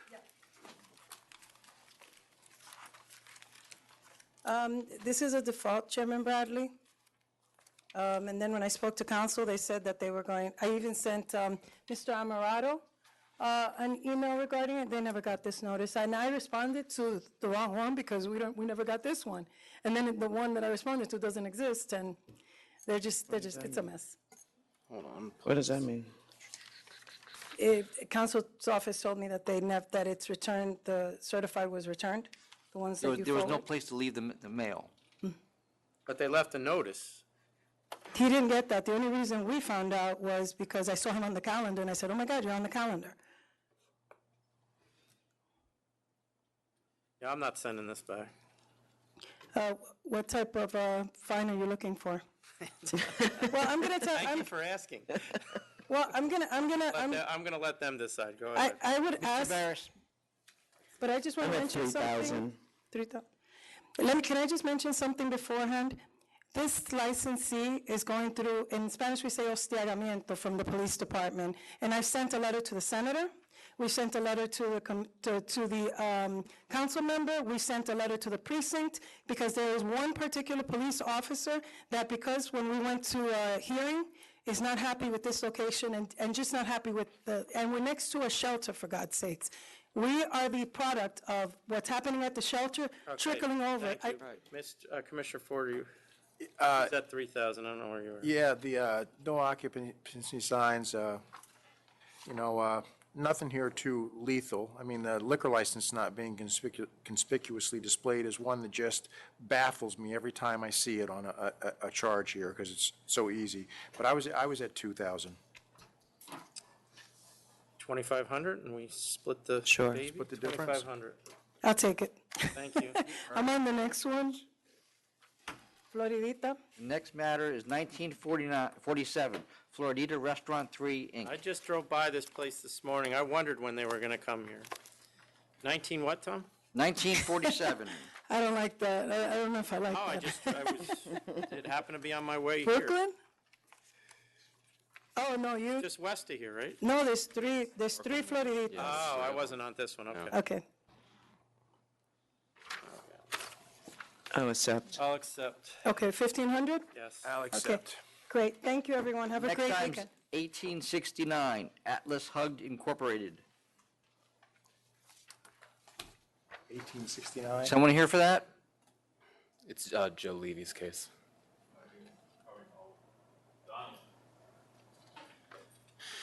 All right, let's just hold that for a second, call the next one.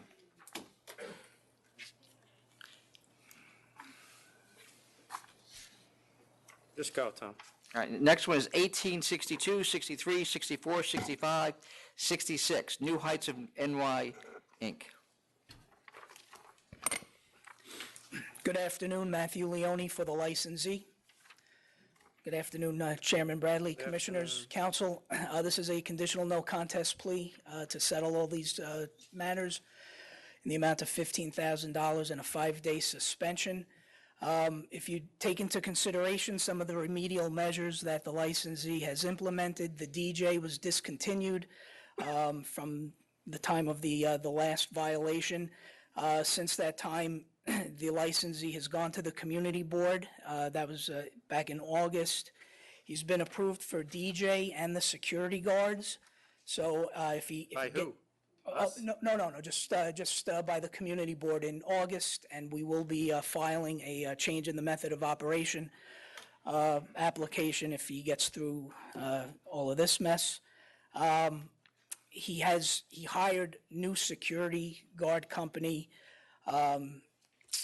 They're called Precinct Security and Investigations. The owner of that security guard company is a retired lieutenant, I believe, from the New York Police Department. He has ID scanners. That only took, how many years? No, well, he 3 years? he had 2 years? No, he did have licensed security. I think he just did not, Oh, he got written up for unlicensed 3 times. Here, on this case, 3 times in a 6-month period. Right, well, I'm not sure that, That just boggles my mind. It makes me know. want to knock my head against the wall. you're not alone. He does the same thing with the additional bar. Okay, so You get that, charged with the additional bar, that means you're not allowed to have it. Then 4 months later, he gets charged with it again. right, so with that, you know, he was approved as a, He didn't, by the way, he got approved by the community board. He didn't get approved here, and I can guarantee you, I don't know how they're voting, but when that comes here, he's not getting approved by me. right, I just wanted to say that additional, it was approved as a service bar here, right? And what happened is, you know, I guess over time, it got away from him and it wasn't being used the I correct way. understand. It's Right. the second time I don't get. Right, so again, what he's done is he put in a wooden partition, so. I don't really care what he did. All right. Because I'm gonna let them decide this too. Okay.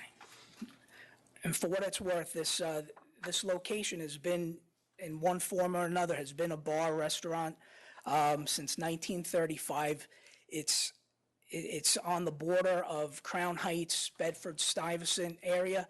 The amount of money and the 5-day suspension that this licensee is offering is really, for him, it's a high amount. It's a really, you know, this isn't something that he's going to bounce back on, open up a weekend. He's in an area, he's really a neighborhood bar. There aren't tourists. He's not like he's an Irish bar in the middle of the city. This is, I think he's gotten the point. We're ready to vote. Commissioner All right. Fan, you ready to vote? One question, Counselor. I see the last things are from March of this year. We don't have anything since then. I That's do it? have stuff since then. And my recommendation would be to take the CNC and get something on the record because it's clear from what I'm seeing that there's continuing issues at this location. All right. I'll You accept. aware of that? No, I'm not. I know, I'm aware of, It's as of about a week ago, so you probably wouldn't be. no. I'll accept the 15,005 day. I'll accept too, but the future is not looking bright. Yeah, shots fired, so I'm sure you'll Okay. be seeing something Thank shortly. you. All right, thank you. Next item is 1869 Atlas Hugged Incorporated. That's the man we just called a minute or two ago. What number there, Mr. Secretary? 1869. Good afternoon. Joseph Levy here on behalf of the applicant. There was a No, the licensee, right? licensee, rather, sorry. I just want to make sure I have the right one. I had amended a pleading here to a no contest plea. It didn't make sense to put a CNC together because Yeah, I can't really guess what This you guys is, want to do. so this is a scenario where we had a pretty big notice of pleading previously. I appeared here before the members to negotiate a global settlement of $25K. I don't believe the ink on the check was dry yet when another underage sale was made. The principal, who's here with me today, cleaned house after that last string of violations, brought in all new people who were ATAP and TIP certified, and thought he had hired a good crop literally the first day this happened. That was a strong indication that, maybe they're not really running the tightest ship here in the best place, so they immediately started to look to sell the place. In fairness, they were already starting to try to sell the place before this happened in the first place. So I come to you today asking for, or just offering a no contest plea here, understanding on their side, they have an agreement of sale in place with a potential buyer who's already notified the community board, who has experience and is going to be looking to run a place that is very much not like this existing place. So I guess we're asking if the members would consider any kind of penalty that would allow them to kind of execute this exit strategy and leave the business. When did was this all one notice of pleading, Chris? That's No, a that's very- not this one, the The first previous one. You know what? Last That's a very one, good yeah. question. I'll check. And again, just to be clear, these guys are looking to exit this business. They have a deal in place to do so. We're trying to see if there's any way that we can kind of absolve the license here so they have an asset to transfer. Can we speak to counsel? Mm-hmm. After he finds that info for me. Okay. It looks. I believe it was one notice of I pleasing, think it's yeah. one, it's a bunch of cases. This was all one pleading? Yeah.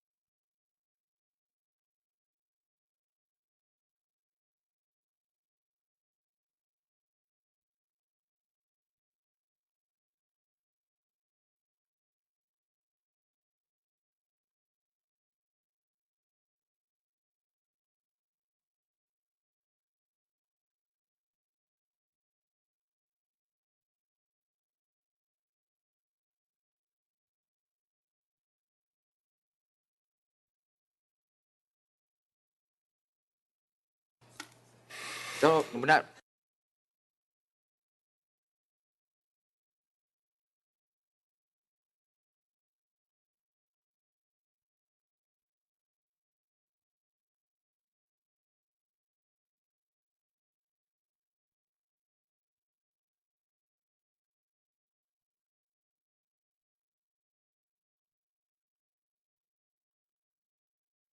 No. All right, we are back on the record. Okay. You ready? Ready to vote? Yes. Yep. Commissioner Fan? 6L to minor. I'm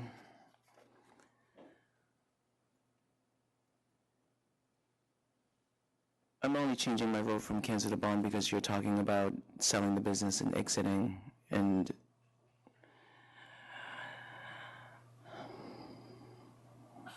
I'm gonna vote for 10,000. Commissioner Ford?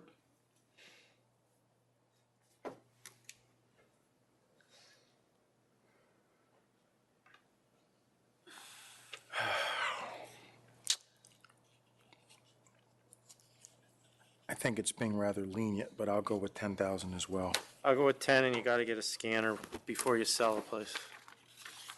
You know what I'm talking about, an effective scanner. Oh, you have it already? And I have the records. You mean after the fact? During. No, there's some now that are completely foolproof. That they'll get every fake ID that comes in. There's actually an application as well, an app on your phone you can use that was just tested in our office that's unbelievable too. Okay. Commissioner Fan and Commissioner Ford, you're okay with adding that as a? Yes. Okay. Yes. Thank you. Please, yes. The next item, 1959, 48 West 21st Street Corp.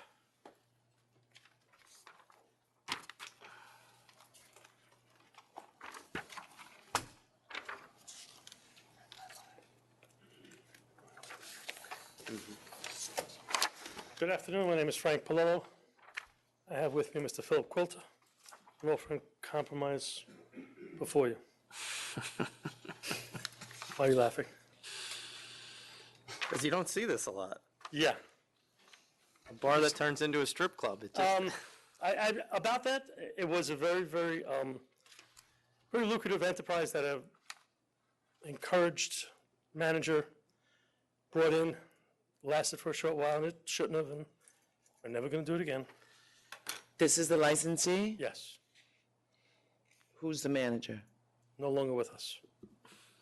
it was his idea. It was his idea. Is the manager's idea? Yes. He enjoyed it. I'll accept. I'll accept. I'll accept as well. Okay. Thank you. Next item is 1915, 888 Group LLC. 15, you said? 1915. This is going to be fun. OCB here? Where's 12? Oh, that's way uptown, isn't it? Yeah. Is that 120? It's a case tied to the Supreme Court. What about all those community board stipulations here? You guys agree to all of that, or what? Yes. Are you going to use this manager? Because that's my problem with this. Rolando Latigua. Yes. We are going to use that manager, yes. You're aware that he I was just given today his certificate of relief for disabilities. grand larceny in second degree class C felony, third degree class D felony, stole a total of $341,000, sales tax collected by his restaurant, and $290,000 sales tax collected by another restaurant. And then he also agreed to pay $800,000 in restitution Yes, Commissioner. for yet a third restaurant and fourth restaurant. I mean, why do you want to work with this guy? He's an established restaurateur who made mistakes. He's made restitution. You have before you a certificate of relief for disabilities. He is. He has paid back the 800,000? Yes, And he went to jail he did. 44 weeks? I hate to discuss this in an open meeting when there's a certificate of relief in front of you, but yes, That doesn't seal the record. I understand that. But I didn't represent Mr. Lantigua, and I can't speak too much to that. I don't know.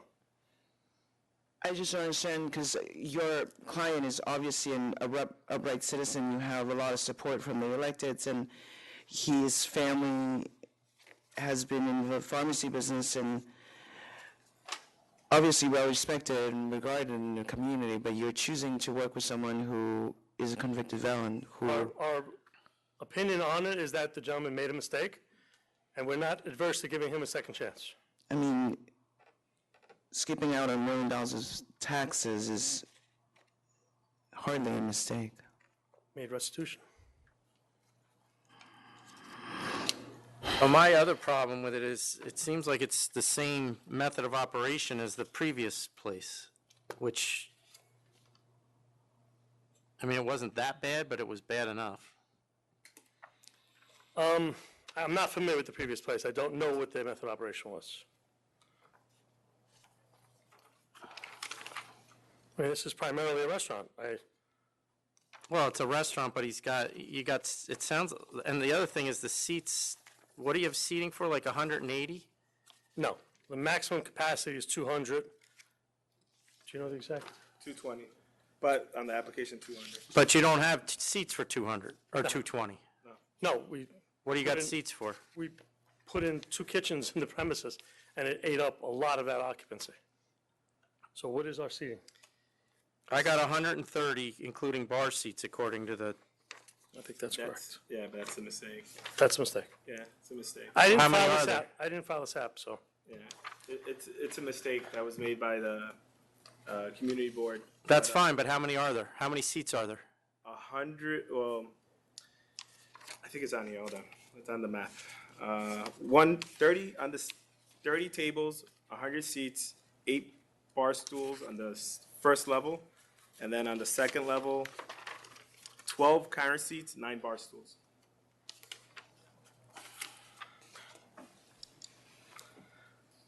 So give or take 150. Yeah, that's about right.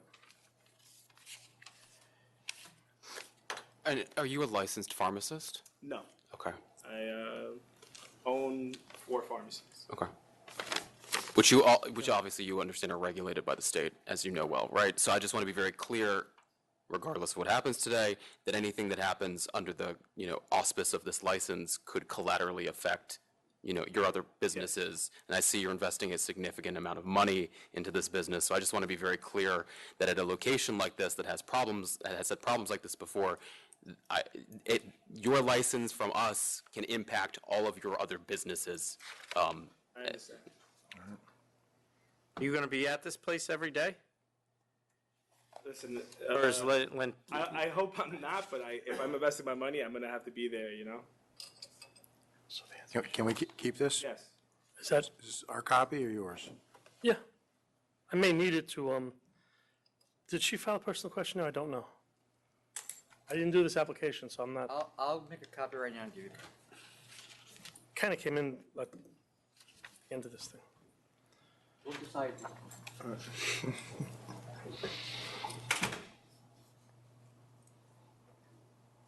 All right. You guys have any questions? I mean, this wouldn't be happening except for the councilman in the area and the senator. And I think they're both making a mistake, but they know their neighborhood better than I do.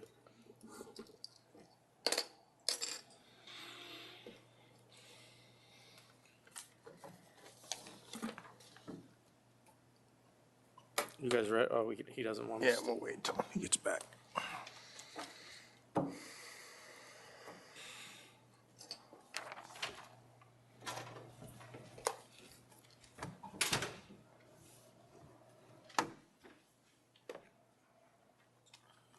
Oh, thank you.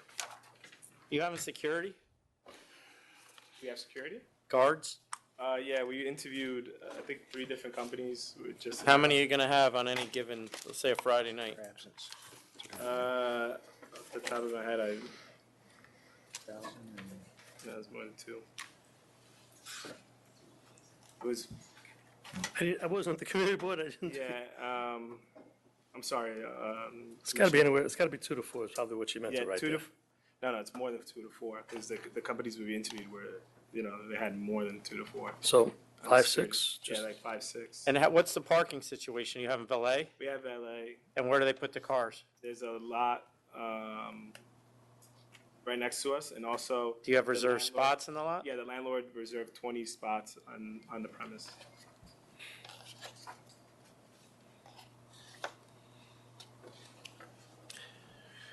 All right.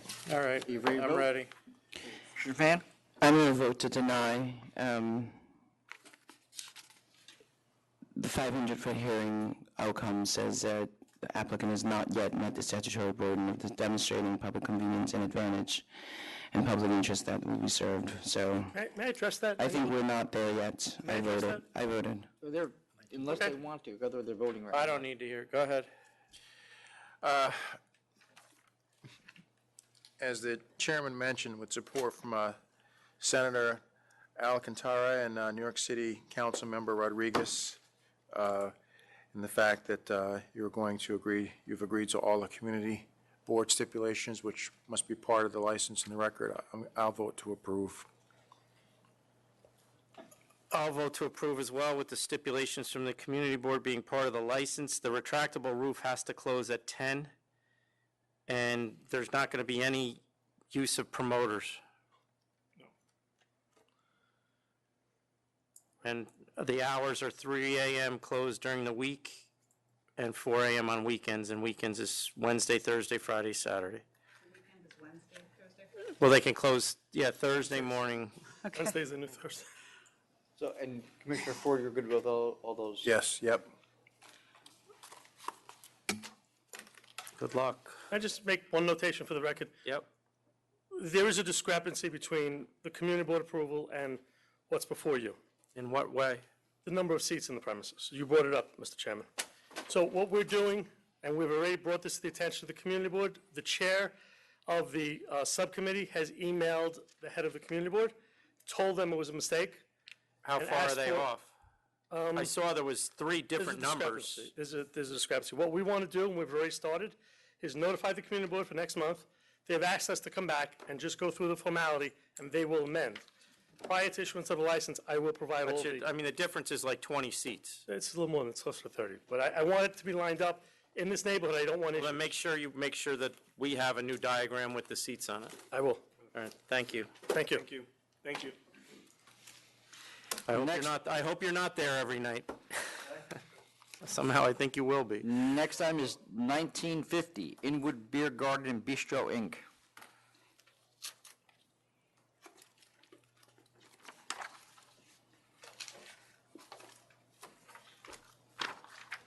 This isn't offering compromise. I'd like to just address it if I may. Sure. There's a bottle that shouldn't have been there. This is a bottle that was on the premises. It was about 12 feet off the ground in a display case that was actually left by the last licensee when we purchased it. It was not offered for sale. It was in a lighted showcase. And the only other charge, I think, is... Why? It looks pretty in a hutch. It's all lit and... She was keeping a It was blue labeled, oh, it's King George V. Okay, Yeah, I it was see. it's not something that would ever be used or served. In addition to that, I think it was an emergency light. I had to make a $2,000 offer. I thought it was high. I was hoping there might be some consideration for the fact that it's really two charges. No, it's really one charge, you're saying. No, I'm saying it's two. We had the bottle and we had an emergency light that was out. Oh, but the keep and consume part you're saying is not. There's Okay. no way that was being consumed. All right, I'll go to 1,500. 1,500. 15. Thank you. Have a good 2 weeks. Next item is 1868 Brown Note LLC.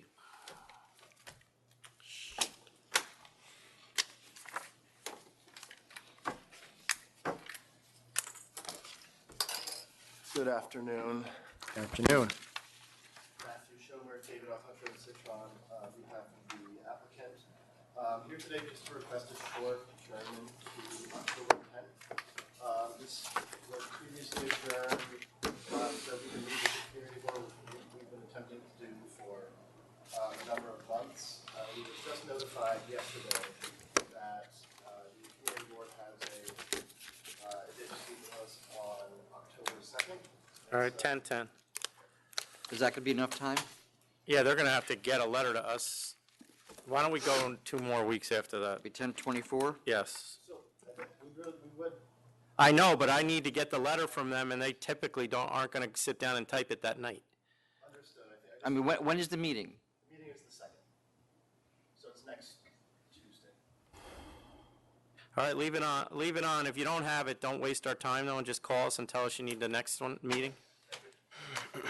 You're all set with that? Yep.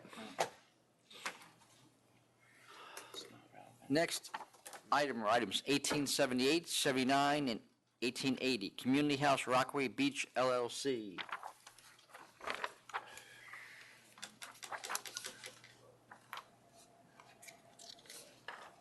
Good afternoon, Terrence Flynn on behalf of the licensee. We've offered compromise to resolve the charges before you. What are they doing to fix this? These are your neighbors, aren't they? They are. Hey. Chastised by me on more than an occasion, they have a new manager now. It's embarrassing to me at this point. What, you go there? My office is upstairs. That's what I thought. Because I remember you were here last year and you said the same thing. They could hire you as the manager. No, thank you.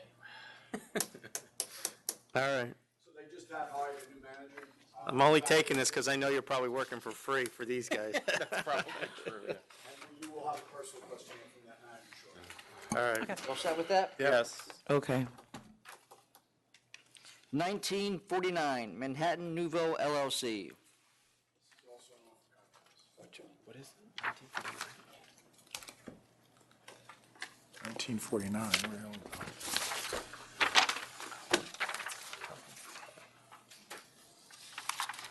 Oh, yeah, let me take a look at yours. In case you need it.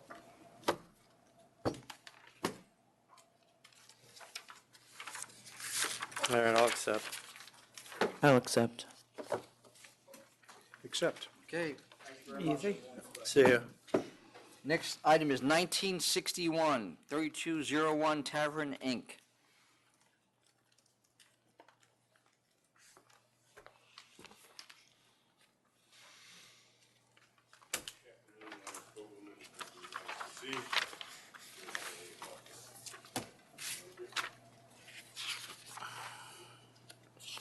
I thought, what is the thing you sent in? I'm just looking, you actually don't have it. No, I do have it. You do have his letter? No, I have a, No, Mr. Fogelman sent in a, yeah, that I have. Okay. Yeah. Okay. you have his letter. Yeah, so what are you doing with the letter? You're telling us you want us to accept your offer, but you're telling us it did not become disorderly, they did not fail to exercise supervision, and the licensed premise does not have any security guards. So why aren't you going to hearing? The client didn't want to go to the time and the expense to go to the hearing of the defendant, so Well, his bouncer beat somebody up. Isn't that? Yeah, pushed him to the ground and kicked him in the face multiple times.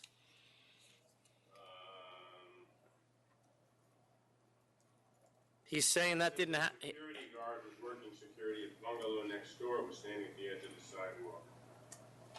Well, then I suggest you go to hearing, because I was countering because of the fact that it was a security guard at 3,000. I mean, if you want to raise this somewhat, I think we can agree to raise it somewhat as opposed to going to the hearing. Well, then I'm at 3,000. But you don't send in something denying all the charges and then ask us to take an offer. I mean, that doesn't make sense. I realize you're not pleading guilty, it's no contest, but that means you're not taking a position. 3,000. Yeah, I'm going to counter 3,000. All right.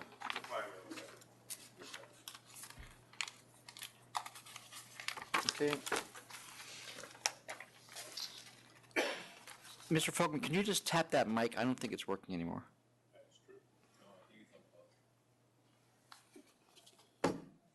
Go ahead, Tom. All right, the next item is 1936, Sonoris Bar Restaurant, Inc. 1936.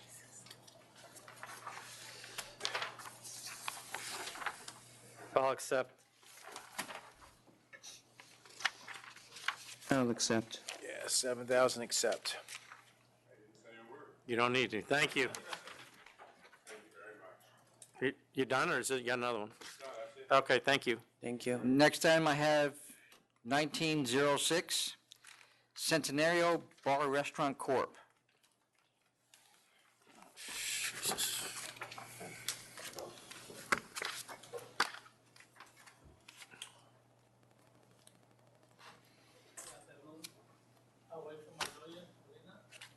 Who's your lawyer? The representative we have is the one that didn't show up earlier. He was supposed to be here at 10 o'clock. So here's what you can do. You can put it over, you can do it by yourself, but we're doing it now, one way or the other. You want to adjourn it for 2 weeks? It says 1:30 here. Is the point? 1:30. Well, we're almost done, and he's supposed to be here by 10. So you have a choice. You can either go ahead without him, or we'll postpone it until October 10th, and he needs to be here on time for that. I can wait. All right, so we're going to put it over for the 10th. Really need it, my lord, yeah. All right, so it's going to be October 10th. 10 at 10 a.m. You'll get a letter. All right, thanks. Is that right? What? Yeah, October- that's it. Thank you. October 10th at 10, yeah. Thank you. I don't have anything else signed. Are you here for anything?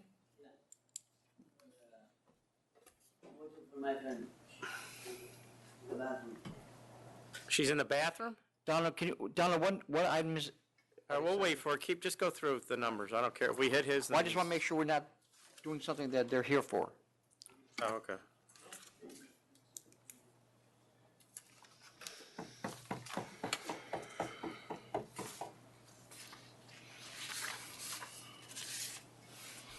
I'm not gonna make this anyway.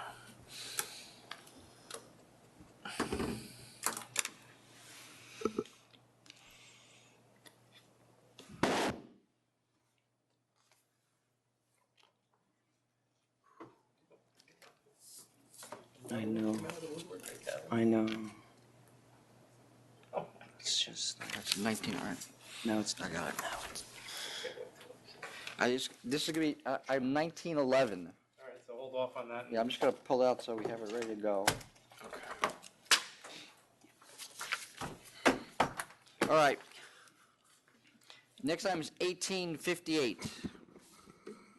6,000. 6,000. 6,000.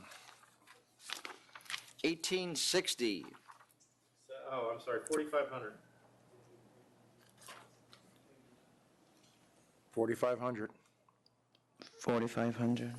All right, now we'll call 1911.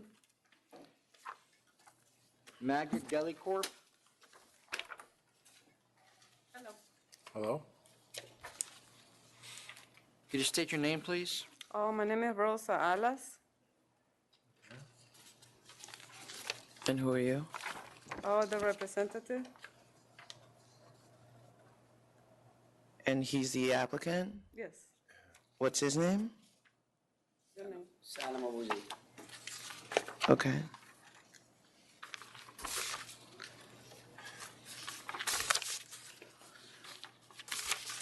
You went and got photos of your store? Oh, to him or to me? I'm asking him. So you went and got photos of your store and gave them to who?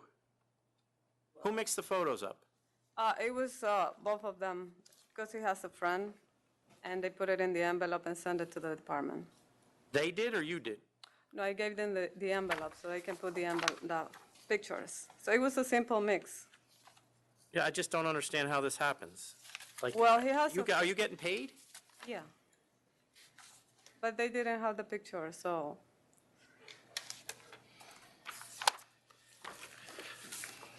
Send us back to licensing. Yes. I'll grant the reconsideration. You know you're killing me here. Yep. Okay. Reconsideration granted. Keep this for next time, or? No. Thank you very much. Good luck. Thank you. Good luck. I am going to make sure that the floor is. Okay. That they're not just giving We'll me go my back crap. now. 1861. Cancel and bond. Except, name stop and location stop too. 1861, cancel and bond, yes. All right, 1867. This was the matter that was scheduled, kind of, for a public hearing today. And not really, based on the state record. So yeah. the state register says the hearing will be on the 24th of October, so just gonna hold it over until then? Yes. Okay.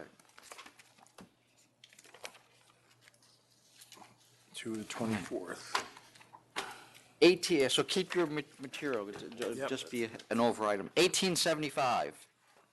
Accept. Accept. Accept. 1876. Accept. Accept. Accept. 1881. Cancel and bond. 1881, cancel and bond, yes. Cancel and bond. 1884. Sustain 1 and 2, 5,000. 5,000. This guy's objecting to the use of our translating services, but we used what we always use, correct? As far as I know, nothing's changed. Okay with that, Commissioner? Yes. 1886. Dismiss 1, sustain 2, dismiss 3, sustain 4, dismiss 5, sustain 6. License. Since 2007, This place is closed according to, it's permanently closed according to What do you mean? online searches. Oh. What, Chris, so he has a jukebox, isn't a jukebox music? The ALJ dismissed the failure to conform to the application charge. I see the DJ. No, she said that he said he would have no music. I mean, she said he had no music, whoever the ALJ was. And he had a jukebox. 5. Oh, no, there's, I'm at 8,000. what charge am I reading? Hold on, I missed it. Are you looking at charge 3? Yes. For the DJ? Yes. Right on page 5, it says that. Only a jukebox. Well, because the charge is for a DJ. Right, but this application didn't have the DJ spot on it, did it? Didn't have the checkbox for the DJ. All right, it's all right to dismiss it. Okay, leave it the way it is. 3,000. 3,000 for 1886, yes. 3,000. 1887. Cancel and bond. Cancel and bond. Cancel and bond. 1888. I would ask, I received numerous phone calls on this particular location from the commissioner in Nassau, and I would ask that this is revoked, bonded, prescribed, and issued immediately. All right, sustain 1, dismiss 2, sustain 3, 4, 5, 6, and 7, revoke and bond. With immediate issuance, I would ask. With immediate issuance, name stop and location stop. All of the above, okay. Same here. 1889. Are they open? Do we know? I had the same question. Why don't we close them? Cancel and bond. Cancel and bond. We'll find out. Cancel and bond. 1890. 1,500. 1,500. 1,500. Well, you canceled and bonded them on the one before that. Oh, I'm sorry. Cancel and bond that. I didn't know So- it was the same place. Cancel and bond. Well, we just do a cancel. Right. All right. No bond. 1891. 2,500. 2,500. 2,500. 1892. Cancel and bond. Close What do we, now. and this is the one I told Cancel. Amy to pull off the self-certification. Yes, cancel and bond. Yep. Which she Because did. it came from us. What came from us? The complaint on this was from us. Yeah. 1893.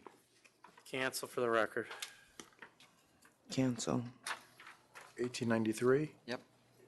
This is plus bond claim. What, there's no bond? No, that should have been corrected. Okay, all right. Yep. 1897. Accept. Accept. Accept 6,000. 1898. Accept. Accept. Accept. 1899. Accept. Accept.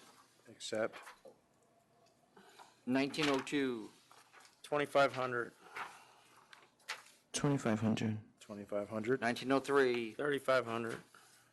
3,500. 3,500. 1907. 1,500. 1,500. 1,500. 1912.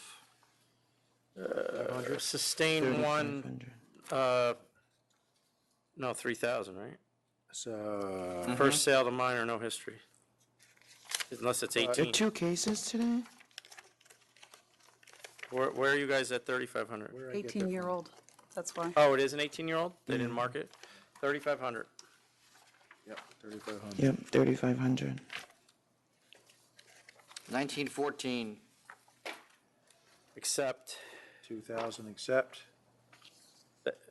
And can we order that they apply for the additional bar or what? Because it's still there. Or do we just let it go? They continue not to file for it, they'll continue to get violations. 2,000 They're accept. going to lose their That's not my problem. license on an additional bar. All right. Also 1919. I'll reconsider to accept checks only.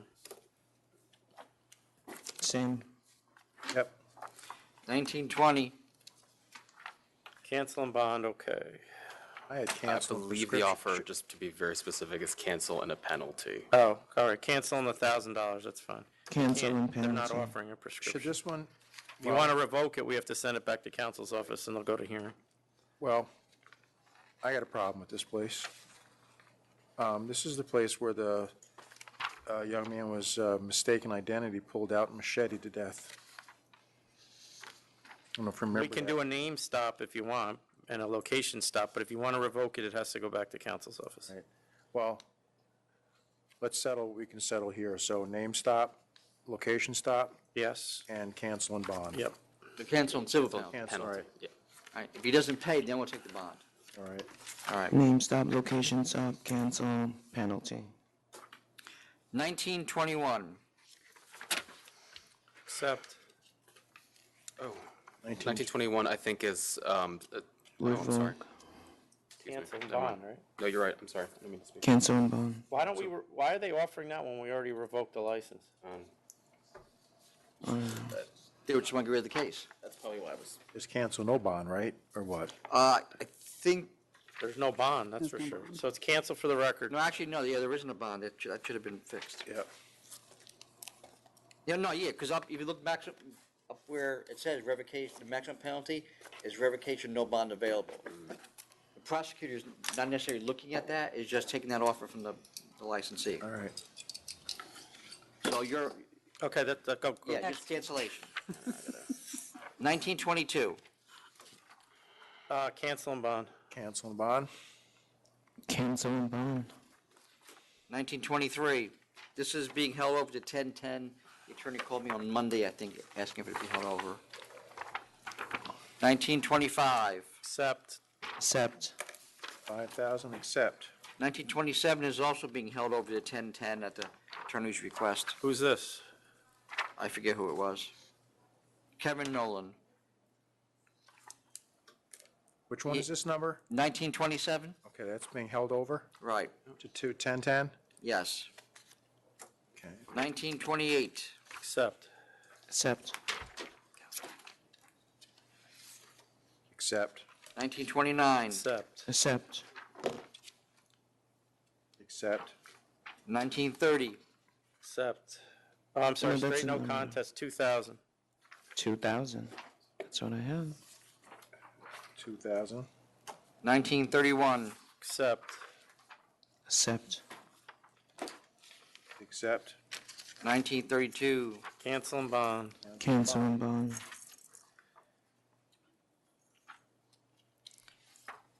1935. Sustain one, 10,000. Sustain 10,000. 10,000, sustain one. 1938. 3,000. 1938, 3,000. Counteroffer? Oh, no, I'm sorry, I got the wrong one. I pulled it out. 38 is accept. 500, yes. 500 accept. All right. 1939. Scared somebody. 3,500. Failure to conform. What is- 3,500. Hang on a second. Basement penalty use of storage area. Yeah, 3,500. 1941. 3,000. 3,000. 3,000. 1942. Cancel and bond. Cancel and bond. Cancel and bond. 1943. Counter at 1,500. I don't, unless, Chris, you can tell me why we given a letter of warning for that. Nope. Counter at 1,500. 1,500 counter. 1,500. 1944. Accept. Accept. 1,000, accept. 1945. Counter at 10,000. No guards twice. Horrendous track, 19,500 in fines so far. You said counter at 10,000? Yeah, this, I mean, I got Yeah. just the history is Yeah. ridiculous. With No that, problem. okay. Yep, 10,000. 10,000. 1946. I'll accept reluctantly. This place has been all clean, Counselor, since 7/17, since I will check. a year and a half ago. 547. I'll take the 5,000 too, I'm just asking. I have another thing that I'm seeing. All right. We'll visit that when it comes. So good with that? Yes. 5,000. 1948. Accept, but can we tell him these, it's tough for us to enforce these conditions. Mm-hmm. I mean, they're all good ideas, but who's gonna go enforce them, you know? Yeah, I'll talk to Margarita. All right. Accept. Accept. 1951. Accept. Accept. Accept 1,500. 1952. Accept. Cancel and bond. Cancel and bond. 1953. Accept. Accept 2,000. Accept. 1954. open a month. Yeah, I'll accept. 1,500. Good start, 1,500. We just took the first week's profit. 1955. What's the deal with the razor blades? This is like the second time. Is that the new thing now? There's I don't a know, bunch but of them. it's They a must have thing. started enforcing something. Yeah. I'll accept. And what are they, are they gang members Yes, buying? sir. Is I that don't the? know. That I don't know. You good to go with Cutting that? something. What are we, penalty? 1955. Hang on a second, but the other one for razor blade was 5,000. They probably had a history. All right. All right, 2,000 accept. The bigger razor blade. Bigger razor blades, yeah. Harry's, 1956 and 57. Accept. 8,500 accept. Yeah. I want to know what they're doing differently. Lots of Oh, nurse we can bring calls, them in. Bring them in. You want to bring them in? Okay. loud bass. All right, we'll bring 'em in. 10-10. 10-10. 1958. Offer of revoke and bond. You do not see that every day. I'll accept. It's a good sell. Revoke and bond. Fucking bond. It's ridiculous. Well, they held out for the prescription, you know. so. Why? 1960. Accept. Accept. I don't have any other items on the calendar. That last item was taken off, item A. Chairman, you have anything else? No. John?